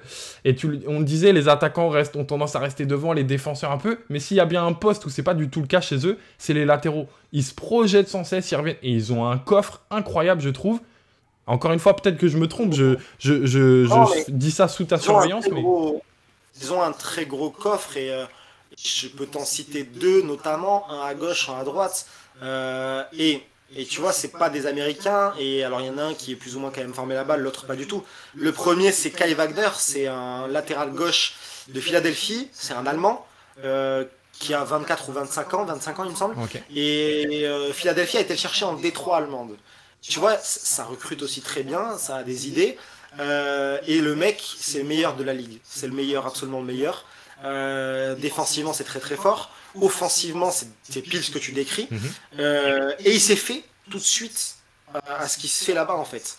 Et t'as raison, je pense que ça c'est un mec qui reviendra en Europe, il n'y a aucun problème là-dessus. D'ailleurs, il a déjà des sollicitations. Et t'as raison dans le sens où les latéraux sont importants. Et à droite, peut-être que le nom te dit quelque chose, mais tu as le Mexicain Julian Arrojo qui joue à Los Angeles Galaxy. Oui. Et lui, c'est pareil, c'est le meilleur à droite de la ligue. Et c'est le même profil que l'allemand, mais à droite. Donc, tu as raison sur ces profils-là, c'est des profils intéressants. Après, je pense que tu as des profils intéressants maintenant à tous les postes. Ouais. Tu as des profils intéressants à tous les postes. Il faut juste bien réfléchir à ce que tu veux, comme l'a fait Lens avec Frankowski, qu'ils ont été chercher à Chicago.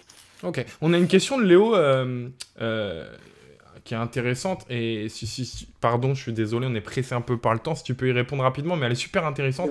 En voyant la qualité des infrastructures, je me demande s'il y avait des avancées technologiques en termes d'outils d'entraînement. Alors, je vais me permettre juste de répondre en toute petite partie à cette question. C'est que je trouve que nous, en tout cas en Europe, on s'américanise de plus en plus, notamment à travers les statistiques. Qui prennent une part de plus en plus importante. On le sait, s'il y a pour moi un symbole parfait dans les sports américains, c'est s'appuyer sur les statistiques. Et donc, je te laisse répondre à la question, mais je pense que déjà, même si eux, ils n'ont pas s'ils nous apportent pas des avancées technologiques ou qu'ils en apportent, à la limite, peu importe, tu vas nous y répondre à ça, mais je trouve que déjà, ils ont eu un impact sur notre vision des choses, notamment à travers les statistiques dans le football européen, quoi. Pour répondre très rapidement, parce que en plus moi je suis pas non plus spécialiste au niveau des avancées technologiques et des outils. Je connais pas toutes leurs infrastructures, mais c'est vrai qu'ils ont des infrastructures qui sont quand même vachement développées. Et sur l'aspect statistique, c'est évident que voilà, ils l'utilisaient déjà il y a je sais pas combien de temps, que ce soit pour le basket, que ce soit pour le baseball, que ce soit pour tous les sports majeurs là-bas. Et pareil, c'est même pas en train d'arriver, c'est très très bien implanté aux États-Unis. Et les infrastructures sont complètement folles. Je vais citer juste un joueur français, Nicolas Bénézé, qui était passé par Nîmes, qu'on a connu du côté de Evian, Guingamp, et qui a joué en MLS. Pour avoir discuté avec lui, il me disait qu'il a vu des infrastructures, que ce soit à Toronto, à Denver ou à Seattle, qu'il n'avait jamais vu en Ligue 1. Voilà. C'est ça, il était passé à Seattle. J'étais en train de chercher Seattle, exactement. Il n'avait jamais vu ça en Ligue 1, donc voilà, je pense que quand tu as un joueur qui a fait plusieurs clubs en France et plusieurs clubs aux États-Unis et qui te dit que les infrastructures sont incroyables, ils sont supérieurs aux États-Unis, on le disait, c'est une mentalité totalement différente. Le sport est une part très très importante dans leur vie. Et je parle vraiment pour tout le monde. On le sait, toute l'importance, notamment pour obtenir des bourses chez eux et tout ça. Voilà, eux, ils ont même... leurs études sont assez aménagées. C'est-à-dire que c'est un petit peu à l'anglaise, si je ne me trompe pas, où ils ont des après-midi qui sont totalement dédiés au sport. Et ils doivent simplement se trouver, j'ai envie de dire, leur activité préférée. Que ça soit d'ailleurs le sport ou les échecs ou les trucs comme ça, mais ils ont vraiment des emplois du temps qui sont faits pour aussi être des sportifs, ce que nous on n'a pas, et je pense que ça fait toute la différence aux États-Unis, quoi. Ouais, ça fait la diff. Et pour finir sur ça,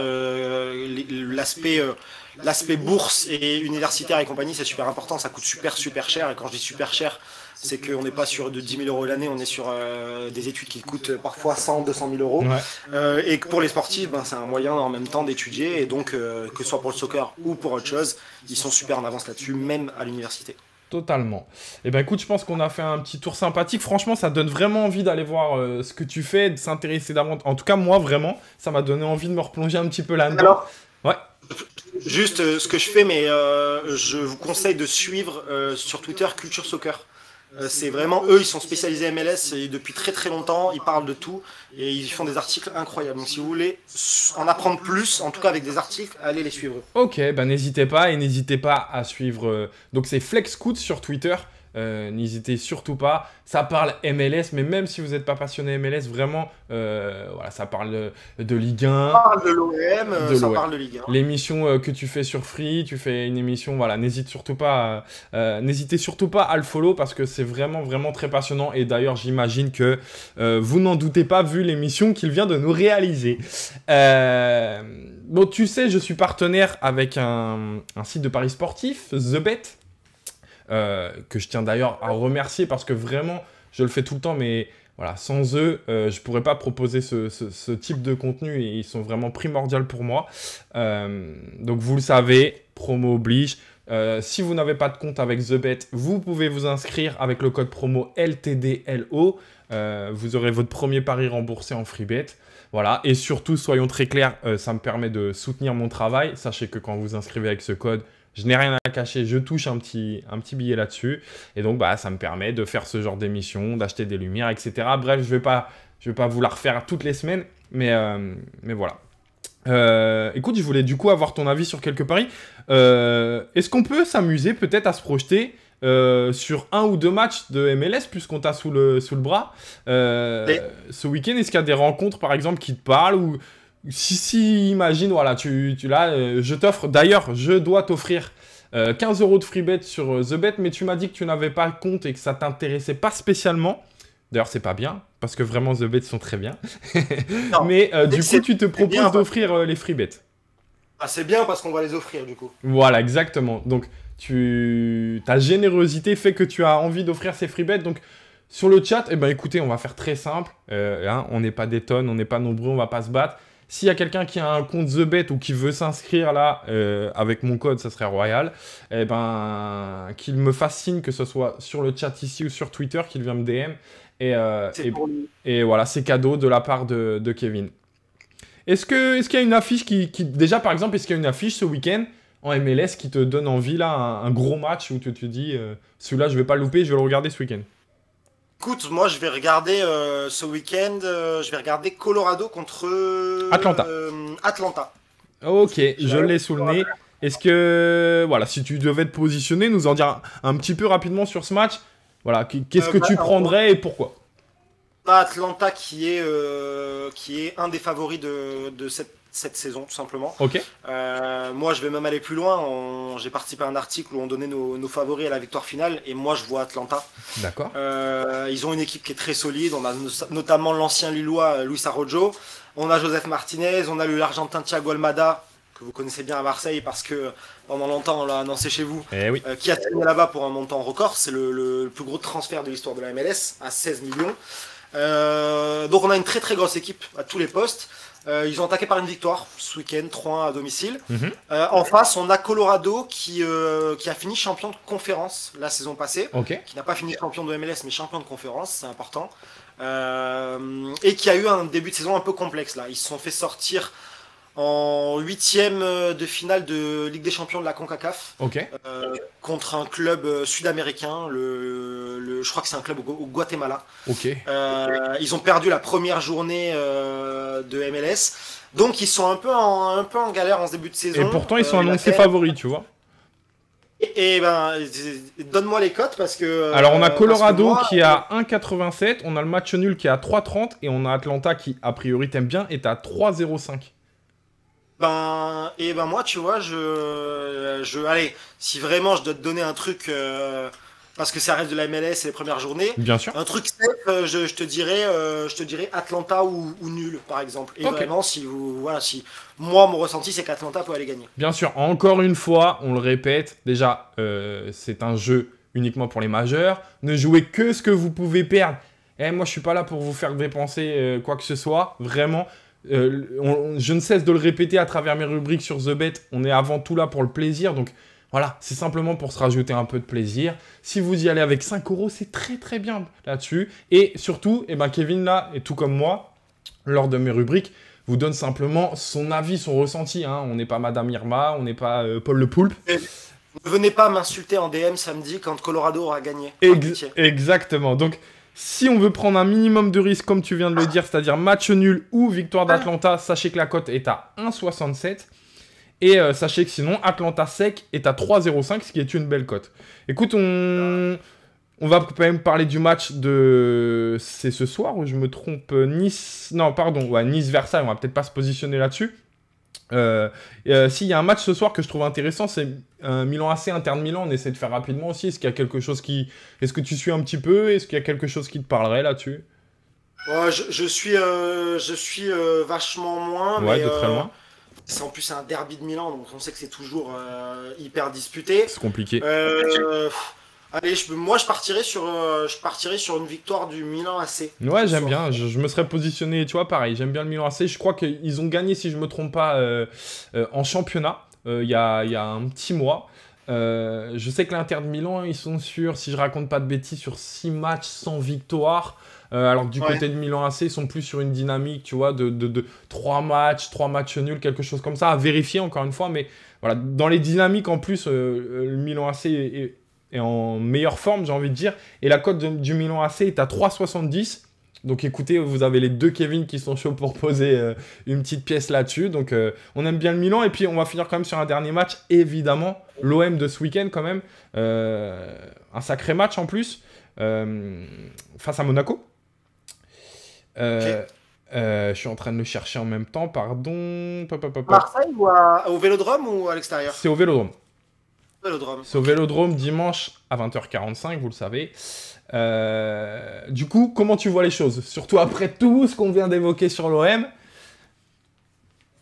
C'est un match terrible parce que Monaco n'est pas non plus sur une période super fast dans le jeu, du moins.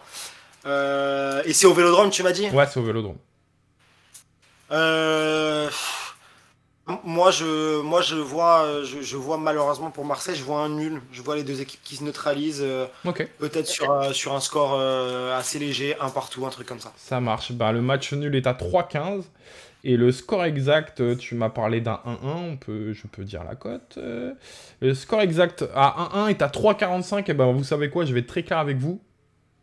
Prenez pas spécialement risque, elle n'est pas très élevée pour une prise de risque assez grande. Ouais, pour un score exact, ouais, non. Le match nul est à 3,15. Voilà, par exemple, positionnez davantage là-dessus que sur un score exact. Après, d'ici dimanche, les cotes ont le temps d'évoluer, donc ça va peut-être s'adapter davantage. Écoute, moi, c'est difficile de se positionner là-dessus. Si je devais donner mon avis, la raison, le cœur. Ouais, c'est ça. Franchement, j'ai bien peur que ce match nul, moi, ça me parle pas mal aussi. Tu vois, je suis assez d'accord avec ce que tu dis depuis le début. Ouais, match nul. Putain, ça fait mal au cœur de le dire, mais je crois que match nul. Mais Monaco sort d'une défaite, si je me trompe pas. Ils ont eu un match compliqué où ils ont pris un rouge. Là aussi, j'ai peur de dire des bêtises, mais je ne crois pas. C'est ça, c'est Jean-Lucas qui a pris un rouge. Exactement, voilà, exactement. Donc voilà, finalement deux équipes, allez, je dirais pas malades, mais qui sont pas forcément sur une grande dynamique, qui s'affrontent. Donc deux équipes qui ont une petite grippette, du moins. Voilà, exactement. Donc voilà, écoutez, sachez que la victoire de l'OM est à 2,25, parce que on est supporter de l'OM, il faut le dire quand même. Et la cote de Monaco, oubliez, c'est pas très important. Voilà, encore merci à The Bet, en tout cas, de me soutenir. Et je vois qu'il y a Léo qui s'est manifesté, qui a envie de s'inscrire avec mon code et d'avoir les free bets. Donc Léo, n'hésite pas à m'envoyer un DM sur Twitter et on te gère ça. Dès que tu t'es inscrit, on t'envoie les free bets. Et tu peux remercier Kevin également en DM qui du coup, t'offre ses free bets. Bah voilà, écoute, je pense que cette émission touche à sa fin. J'avais dit qu'on essaierait de faire 1h15, 1h20. Je vois le chrono, on en est un peu loin encore. 1h45, non, c'est ça? Putain, ouais, on est à 1h45. Désolé de t'avoir retenu davantage, mais en tout cas, merci vraiment. C'était passionnant, j'ai passé un vrai bon moment. Merci d'avoir travaillé, je sais que c'est un peu de boulot à chaque fois. Tu avais loupé le match en plus, donc je t'ai envoyé le match, tu l'as regardé, tu as pris quelques séquences, etc. Donc je sais que c'est du travail et que tu as un planning assez chargé, donc merci beaucoup. Merci à toi, c'est toujours un plaisir de regarder du foot. Et merci pour tous ceux qui étaient sur le chat, qui ont participé, vraiment, voilà, il y a des habitués, les Matzel, les Scaraboules que je vois assez souvent. On a Léo qui je crois était un petit nouveau et qui a l'air d'avoir été emballé par l'émission, donc voilà. Je peux pas vous donner de rendez-vous, ça sera mardi prochain, mais je vous donne pas d'heure parce que vous le savez, je le répète, mais c'est mon petit coin libre, mon moment liberté, j'aime bien ne pas me fixer d'heure bien précise comme je peux le faire avec toutes mes analyses et tout. Donc voilà, on aura un invité, on s'adaptera aussi par rapport au planning de l'invité.